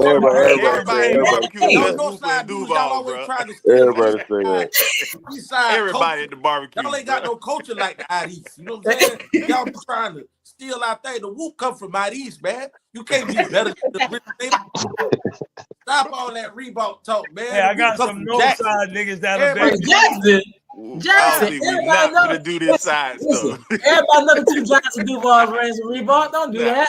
Oh God, we're not finna do this side stuff right now. I'm just saying they already know what time it is. They always trying to steal something. Hey, you already know every argument could be settled with a whoop contest. It'll be over with that. Yeah, that's the whole man. They don't want to set it up. You bring squad, I bring my. I'll put my money on Earl any day. I hope you watch this podcast one day so we can show y'all boys what you're working with. I'm telling you. On the South, we had a nigga named Kefram. I went to school with a nigga named Kefram. He a barber now. Shout out to the homie Kef. Yeah. But yeah, Kef be taking off. So I put my money on my nigga Kev. Tall skinny dude. Huh? Tall skinny dude. Nah, he ain't really skinny. Oh, I know a dude. Hey, what's his brother name? I think about Slim. Hey, Robert or Rich. I don't remember. You talking about Robert? Yeah, you talking about? Yeah. He a barber. He a barber. I know you talking about. Yeah. Oh, I know you talking about. I got a shout out. I got a shout out to Morris. I went to Lee High School with him. Y'all know with the long dread. Get them all out here. See, look at this. Look at this conversation. Look at this conversation though. We are addressing the healing part, the culture of hip hop, and we got into breakdance and pop locking, art, graffiti, and stuff like that. You know what I'm saying? There's so much more than hip hop, just rap and lyrics and music. You know what I'm saying? Hip hop is a whole culture. And look how excited we getting about it. And nobody talking no killing, and I'm talking no drugs, and I'm talking degrading women. We just talking about, stuff that really elevates us as a people and our talents and stuff like that. And we excited about that junk. You know what I'm saying? It's crazy. You know what I'm saying? It's a good thing. Whoop is the breakdancing of Jacksonville. Come on. Right. You know what I'm saying? Come on with it. That's how we get down. And then we like our culture is different because see, a lot of the hip hop, you know what I'm saying, the up north hip hop, they have their culture. Don't get it wrong. But we got our own. We got the Cool Running. We got the Jam Express. You know what I'm saying? That's our Cool Hurt. That's our Africa Bombada. You know what I'm saying? Come on. Got the Uncle Al's and Magic Mike's and all that. We got our that's hip hop. That's Southern hip hop. Real quick. Let me just know this. Shout out real quick to DJ Dr. Doom, because he was actually going to be on this podcast tonight, but he's handling some personal things with his wife and stuff like that. So I just want to make sure I take time to give a shout out to DJ Dr. Doom and everything he's doing in the city. You already know. Dr. Doom, big love to Doom. Even with his status, and Kevin. Even with his status in the city, you know what I'm saying? He was humble, like, hey man, I see you try to do your things, like your podcast, I do it for you. We had some personal issues and stuff, you know what I'm saying? So that's gonna give a shout out to that man real quick, you know what I'm saying? Shout him out. Good people. Yeah, big shout out to Doom. Yeah. Doom always been on it. So with all that being said, you know what I'm saying? It's like the whole conversation, the whole feeling and change now. You know what I'm saying? It's a lot of positive stuff with hip hop. Let me ask y'all this. Question for me. Who was the first hip hop artist to really make you feel like, okay, I really rocks with hip hop and this and that? And what's the reason why? For me, I know for a fact, I don't listen to a lot of rap in the day, but it's always, for me, always going to be, I can know I say it's always going to be 3 Stacks with Outkast. That man right there really showed me that the creativity of wordplay. Not only creativity of wordplay, but at the same time, y'all know T-Horne da Uncool, not getting too careless what people think about how you dress, who you are, what you think. To me, when I first started getting into hip hop, to me, he exemplified that. Now I know some of y'all are a little older than me, you know what I'm saying? I'm the baby of the bunch, you know what I'm saying? So y'all got some other rappers and everything, but who do y'all feel like really inspired y'all when I first really got into hip hop and everything? Staff, I know you hopped on because the internet is here from you first. Okay, I say for me, it's so hard, man, because as an 80s baby, our parents used to play everything. So, when hip hop really came into play, it was part of the music. But like as far as straight up hip hop, I know I was looking towards pop when I first started taking music seriously. As far as I needed to hear that, I needed that for my playlist. It was Pac and Biggie for me all day.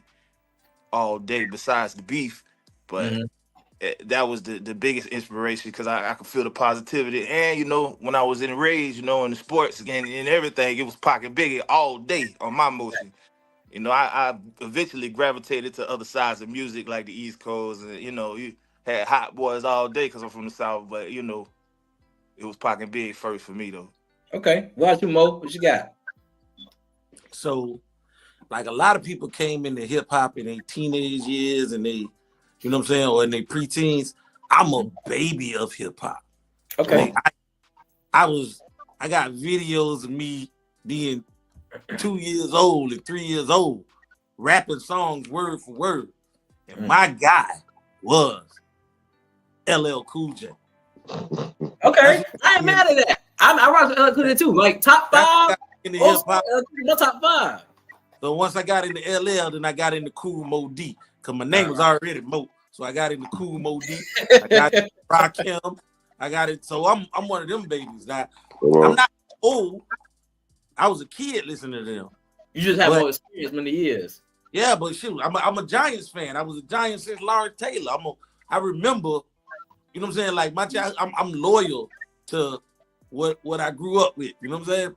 And LL was my guy. Now you got a little corny in the later days, but in my days, LL wasn't nothing to play with. Hey, hold up. Now, don't talk about LL being corny, because I just got. I mean, later in life, now you know we got corny, man. But listen now, a lot of people, I do compare my rap style to LL, and I got the nickname called T-Horne the Pop Rapper. So don't do that. Don't do that. I'm the the music, the nigga say, paradise is very nice. I know, dog, in the water. I knew you was gonna go there. I was gonna go there after paradise in the water. You want to get the head sprung? They call me. I knew you was gonna go here, man. Hey, you can't forget about them pink cookies in that plastic bag. Yeah. Oh man. Crushed by buildings. This is what I want y'all to do. Like God, as hip hop, really go back and listen to LL verse on Flavor in Your Ear.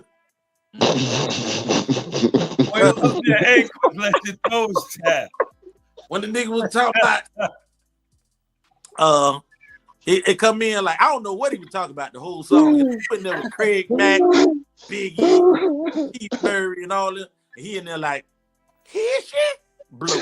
Yeah. Delicious. What are you talking about? What is that nigga didn't want to do that shit, bro. The Barracuda, I'm here to bring the drama.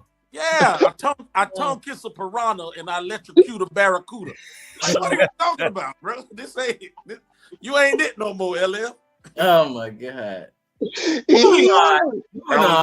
was the end. We gotta move on. This not gonna turn. Man. Somebody find the lotto. During that time, though, LL done lived a few lives in hip hop. Yeah, but he ain't never get away with that. So he never. You grow out of everything. Now, like I say, that's why I ain't battling no more. Once upon a time, I was that guy. But then, you know what I'm saying? As time go on, you know, 15 minutes of fame just dwindle down. So, right. But you know, with the poetry, I'm immortal in poetry. So that's why I can.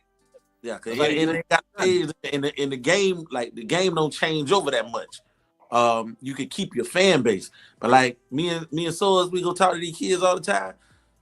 Same name, NBA young boy, Rod Wave, they love Rod Wave. Rod Wave like Tupac. Yeah, right. This generation, yeah, they strong about that, definitely. So Academy. Who else would they be listening to? Who else they said? Juice WRLD, J Dot. Yeah, I don't even yeah. know who J Dot is. Me neither. But I hear his name all the time. All the drill rappers. Yeah. Nate, Swords. So with that being said, what rapper inspired you, bro? What rapper got you into hip hop for real? I'm with Moses. I'm from the same school as Moses. So for me, I think it was Run DMC. Okay. Initially. That was my introduction. But it's also convoluted. It's kind of split because with like what Mo said by LL made me feel like I could rap. LL made me want to try rapping. I'm Bad. Yeah. I wrote my first rap song after I heard I'm Bad. Okay. You know what I'm saying? So it's kind of split for me. But yeah, for me it was Run DMC. We were staying in Caravan and my uncle came over with a Run DMC tape that he ain't never get back. I got you on that. Well, you Ma. Now listen. Now y'all making me mad a little bit because I sit here and say Andre 3000. Y'all know these old rappers. Y'all don't do me like that. Y'all know when y'all was listening to hip hop, I was in church on some melodies from heaven.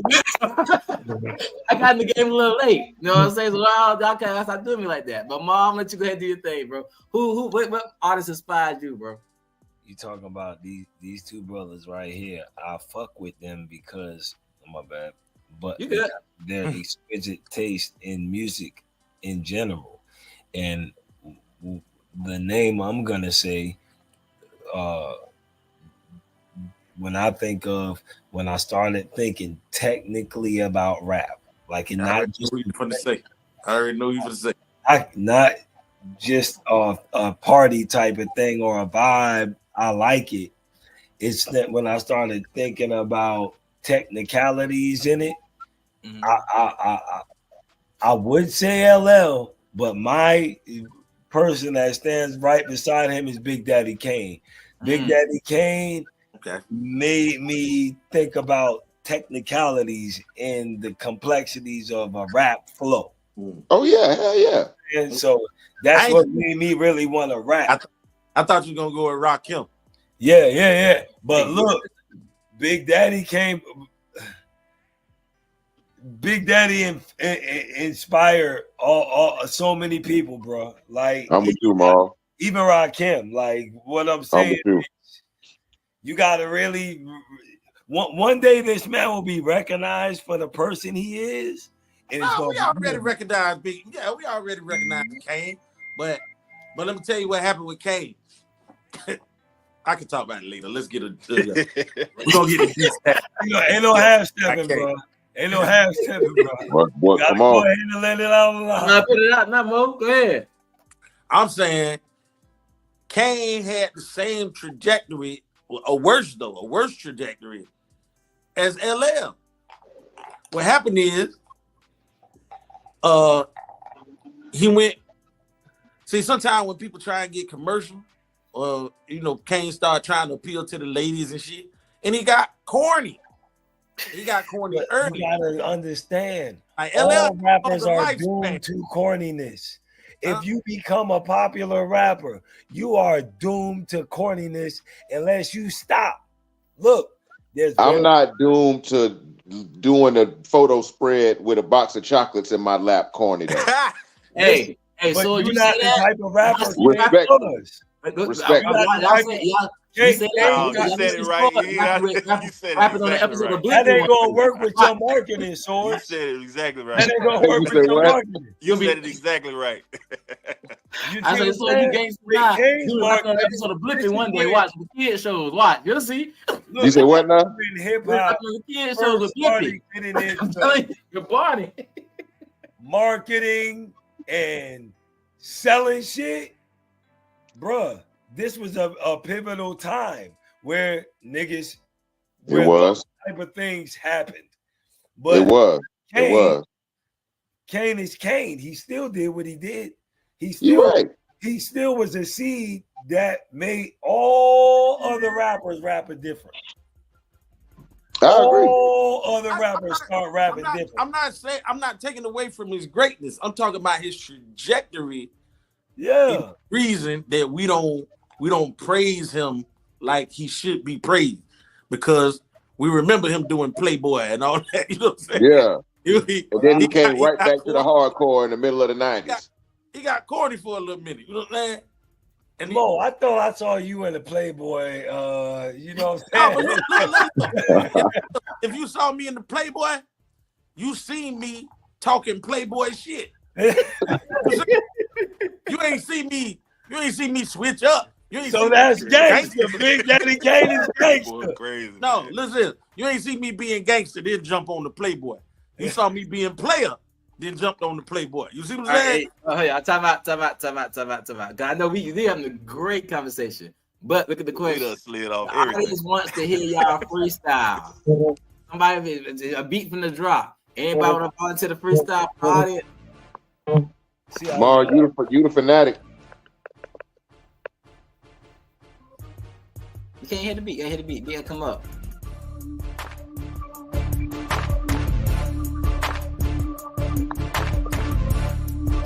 Y'all want the kitchen rapper to go first? I'll go first, start it out. All right. Every session, okay, he got it. Operating on better vibes. Feelings off and feeling, trying to get up in the club tonight. Rushing up another mic. We gon' get it done tonight. We a long hair, it's short jaded. She don't take the time. I do because she mine. Maybe it's her lovely eyes. Don't do eyelashes, baby. That she got me hypnotized. And she can feel a vibe, feeling like she in my tribe. She even tried to snatch the mic with the lyrics this time. Baby looking good, cuter than she ever should. And she rap better than dudes that say they rap good. Adapt the hood, holding down the space game. And she coming to the show, so I'm bringing my A game. Spray flame, they call me the flamethrower. And I blow up the mic, sorta like a look over. Oh, oh, oh, oh. And I pass it the swords, and it'll be over. Oh yeah, I didn't come prepared. Sorry. That's a sword's lie. Let me hop on though. Let me hop on. Here I go again, better than I ever been. Born to this world, now I'm saved and I'm born again. Yo, since I quit sin, I be going in. Similar to DJ Khaled, cause with Christ, all I do is win. No losses, I won't lose. As they be sleeping me, I won't snooze. Cause sometimes I lose off to the losing team, but wake up to minister, ain't got no time for foolish dreams. Lust, pride, and stress be getting in my way, but I'm Superman. How the Bible used to say today. And you know what? The world ways it was my kryptonite. You know what I mean? I don't be with that stuff no more, alright? I'm T-Horne da Uncool. Get to know the name. I'm here trying to rap, but I ain't about the fame. I'm just trying to spread this positive energy. You know me, I'm about bringing people together. That synergy. Everybody else will hop on. Knew you was a fanatic. Yeah. We done? If we done, we done. That's it. What it is. Okay. Come on, let's do some poetry on it. You know what I'm saying? Mo, I know you can spit some poetry. I was gonna freestyle, but I don't know how to freestyle, so y'all save me and exposed.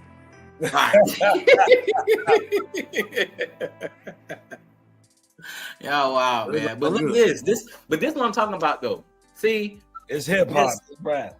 Right. There's such a negative stereotype. And then I'm not gonna lie, there are toxic sides of hip hop. Like, you know what I'm saying? I wish that hip hop wouldn't have these kids out here trying to, you know, carry drakes and kill each other, and you know, people always beefing with each other and stuff like that and everything, or the degrading of our women, or you know, the disrespect, you know what I'm saying, towards society and stuff like that. There are a lot of negative stuff that hip hop, I want to say promotes, but it is influenced, you know what I'm saying, especially the rappers of today. But the conversation we just had. Go ahead. One thing about that part though, one thing we got to do as elders is we have to stop being so judgmental on these young niggas, because it's learned behavior. Everything is cyclical. Just like we with our fathers and our granddaddies, our fathers took it a level higher than what their fathers did. And we took it a level worse than what our fathers did, and so on and so forth. All this disrespect that we see is a product of things that they saw. They got it from us, bro. That's one thing that's always left out of the conversation and is left off the table.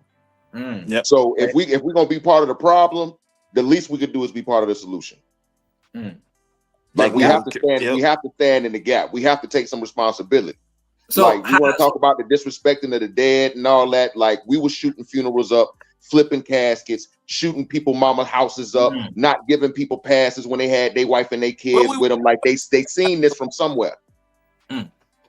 Yeah, even when it comes to the music, like we taught him this. So the internet bugging didn't start just now. It started with YouTube in the mid 2000s. They wasn't even born then. A lot of them wasn't even born then. But they got video that they could go back and reference. Where niggas is online videotaping themselves, talking shit and doing stupid shit. So what would you say? What would you say we could do as elders to try to change the dynamic when it comes to hip hop and stuff like that, or the influence it has? Be the example. For one, let them know that we coming from a place of love and we not judging them. Been there, done that, got the t-shirt and bumper stickers.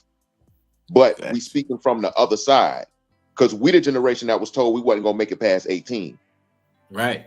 I'm not gonna tell you I'm not gonna drop how old I am, but I use it as my excuse for everything. I'm too old to be doing this. I'm too old to be doing that. And I done learned too much. So I got a responsibility to reach back, because people reached back and got me. and I wouldn't be here. I'm a product of it. Mm. So So who they would got- I be if I didn't pay it forward or pay it backward? So they had a comment from Virginia. Somebody said we need to stop calling each other niggas. So I want to make a comment on that real quick, if y'all don't mind. I feel like there's a catch-22 to that, because I done heard. I mean, we already know the status quo and the stereotype on the word nigga. You know what I'm saying? It has roots back in slavery. But one thing I have learned in life is that you can take a word and you can change the meaning to make it from negative to positive. And now it's to the point now where, like stories you say with this generation, we judge this generation so hard because, you know, they take a lot of negative stuff and they play on it and stuff and everything. But, you know, we went from nigger, I should say, nigger, degrading us as a people, to nigga is like, oh, that's my friend, that's my homeboy, that's my ally. You know what I'm saying? This and that and everything. So how y'all feel about the whole calling, and just make it quick because we run low on time. How y'all feel about the whole, do we need to stop calling each other niggas?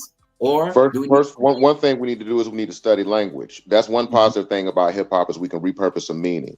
Right. But if you study language, then nigga is a misnomer. The original word was negus. Negus means king.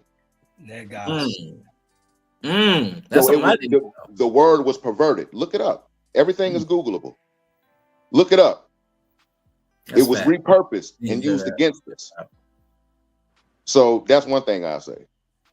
But you just say that need to be said. If we're gonna be judgmental about certain things, we need to first know what point of reference we're speaking from, and second is crack a book. Our one kryptonite. We don't ever want to read nothing. They didn't already hear too much from us. It's all right there. That's crazy. That you put some knowledge on me just now, Nate, with that one. Negus. It comes from Egypt, Kemet. You know what? That's funny because I met a guy and his name was Negus, and it was spelled the same way. And it's funny because he told me that same thing years ago. I asked him, like, do people call you nigga a lot? And he was like, yeah, man, but people don't know the true meaning. My name means this. I'm a king and stuff like that. And he said the same thing. It came from Egypt, something. So that's definitely facts. And they know we don't know, and they use it against us. But we in the age of knowing now. They say it's the age of Aquarius, so everything is searchable now.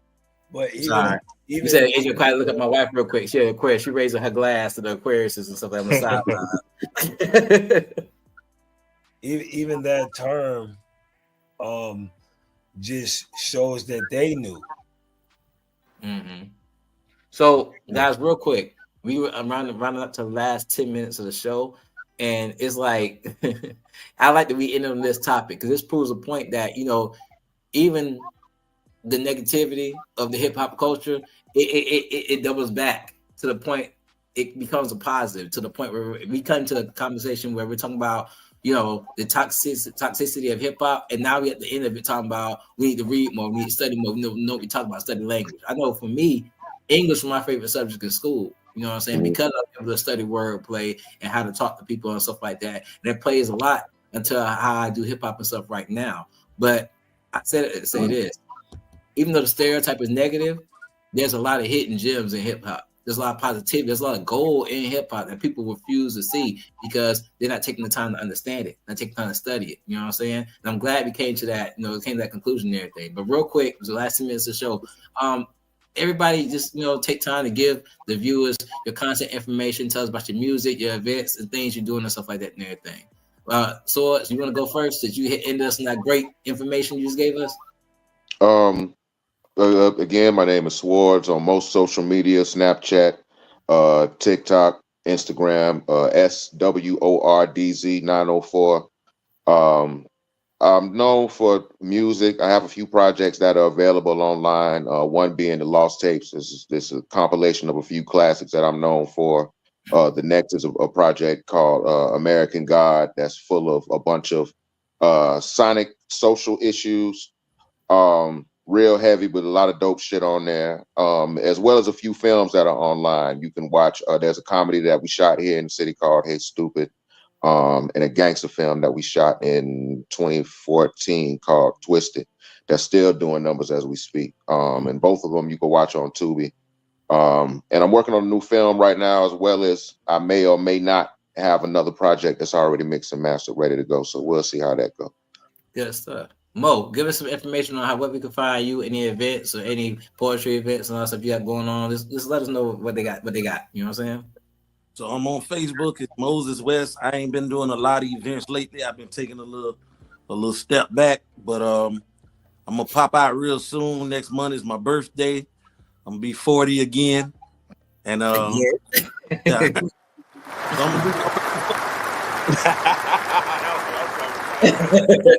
I'm gonna do something fly for the birthday. It's May 25th, May 26th. I'm gonna do both of those dates. So follow me on Facebook at Moses West.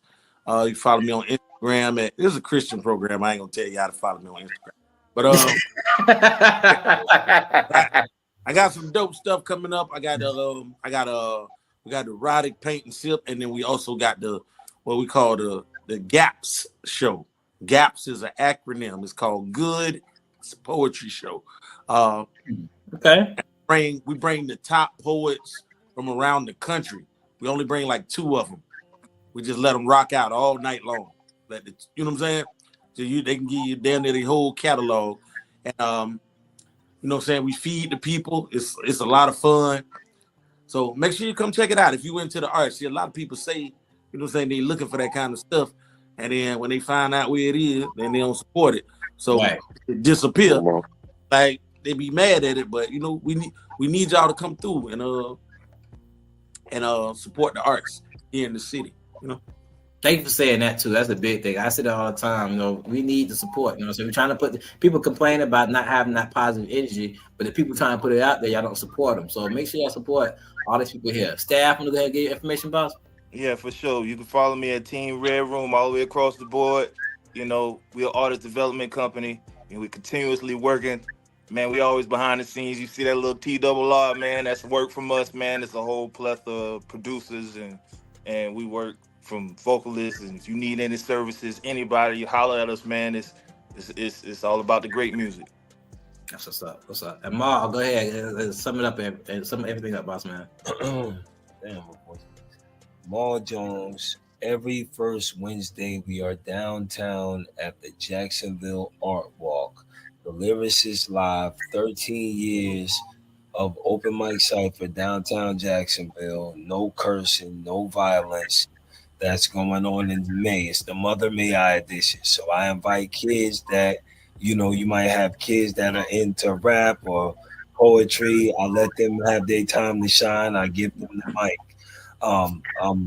I have an album dropping on May 21st called Endless Summer with Medium from the Justice League. It's just a summertime hip hop vibe. You know, it's been a while since I dropped something, but it became real easy to do. So I did it. I'm performing downtown on May 20th, James Weldon Johnson Park.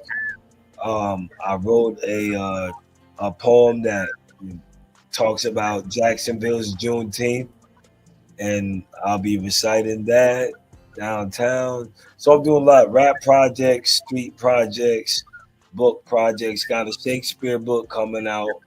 And I just try to stay busy and, you know, be blessed. Hey, speaking on Lyricist Live and doing something with the kids, real quick shout out to talking about hip hop.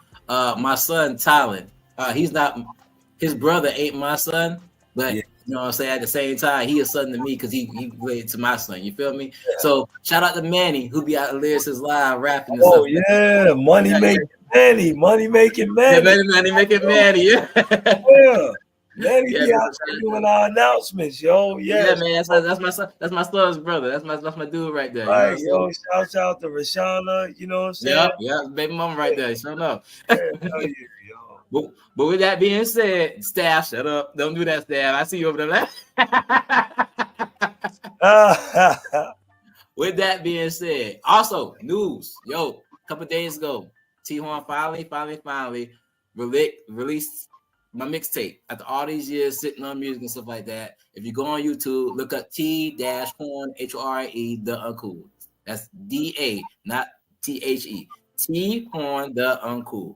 I released a new breed mixtape, you know what I'm saying, sitting in music for a while and working on my new project. So on Speaker, that's really gonna hit home. So y'all check that out. Watch me on YouTube. You know, follow Conversations with T-Horne da Uncool on Facebook. Follow T-Horne da Uncool on Facebook, and follow these guys in their events and the stuff they're doing. And look, I forgot to, I didn't mention this, but I think I shared it in the chat stream. There's a hyperlink for the album that's coming out on 21st. It'll go into your playlist and let you know about, you know, when the music drops. So yeah, share that hyperlink out for me, man. I'm trying to get in the algorithms. Got you. Is that what I shared today on my Facebook page for you? Yes. Okay. So if you need that, if you go the information, you can catch it on my page too. I just shared it today. So look out for it and everything. Quick question before we get off. Anybody single? I'm from Chicago and looking. Looking like. Right.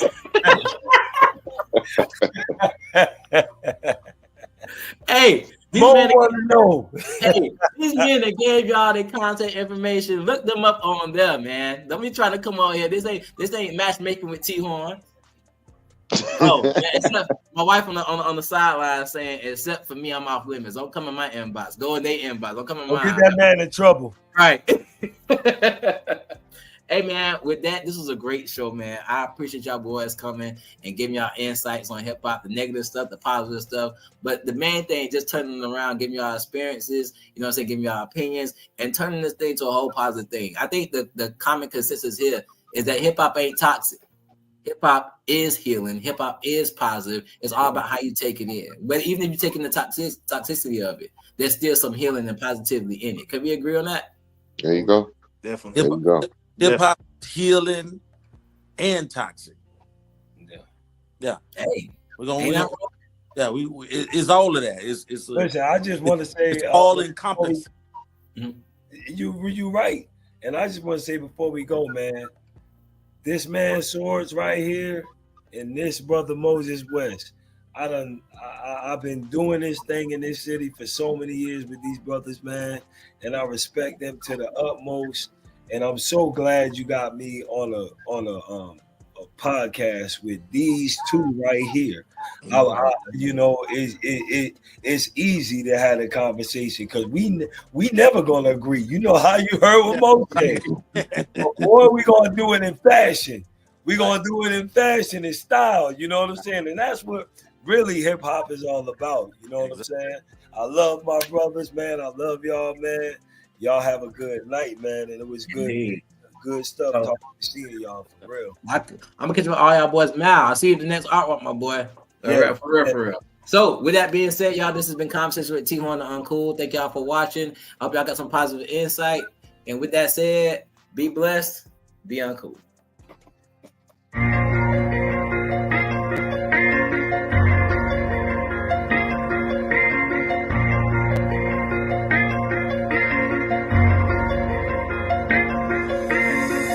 Don't judge me until you know me. Don't underestimate me until you challenge me. And don't talk about me until you talk to me. Or better yet, mind your business and stop minding mine. Yeah, I'm the topic of conversation. Circles talk about me. Yeah, I'm in rotation. I'm the one they talk and then they gossip about. Now it's so hard for them to keep my name out their mouth. Oh. I'm the topic of conversation. Circles talk about me. Yeah, I'm in rotation. I'm the one they talk and then they gossip about. Now it's so hard for them to keep my name out their mouth. Oh.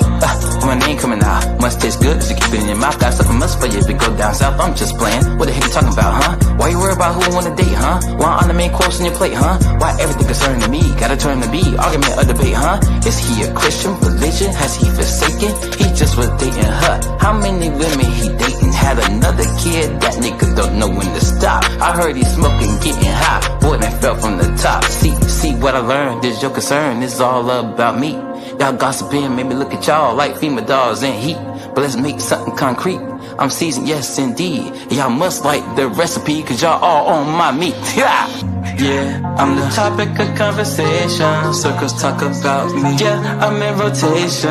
I'm the one they talk and then they gossip about. Now it's so hard for them to keep my name out their mouth. Oh, I'm the topic of conversation. Circles talk about me. Yeah, I'm in rotation. I'm the one they talk and then they gossip about. Now it's so hard for them to keep my name out their mouth. Oh, haters try to diss me, they love me, but they dismiss me. Play hard, but act this sissy. They lies be so convincing, and exes get jealous quickly. They won't admit that they miss me. They hate that I moved on, so use my children against me just to keep up the top. People peep on my wall, just to keep tabs on my flaws, just to keep me afar. Doing everything they ask me, but that ain't enough. I'm on everybody's tongue, and everybody on my jump. His rap career won't take off. That nigga ain't hard, he really soft. Try to see his page, but I'm blocked. He was living for Jesus, then he stopped. He get girls just to knock him off. He lies, the truth ain't what he taught. I be so close to popping off, but then I realize I don't give a fuck. Yeah, I'm the topic of conversation. Circles talk about me. Yeah, I'm in rotation. I'm the one they talk and then they gossip about. Now it's so hard for them to keep my name out their mouth. Oh, I'm the topic of conversation. Circles talk about me. Yeah, I'm in rotation. I'm the one they talk and then they gossip about. Now it's so hard for them to keep my name out their mouth. Oh, my whole life I lived it based off of other people's opinions. They judge what I do, what I say, how I think, and I judge my whole life based off their interpretations. But now I got to the point where I realize my life is my own, and I'm the only one that can live it. So, if you got an opinion, keep it to yourself. Come and live how I see fit. I'm the topic of conversations. Yeah, I'm in rotation. Gossip about, keep my name out their mouth. Oh.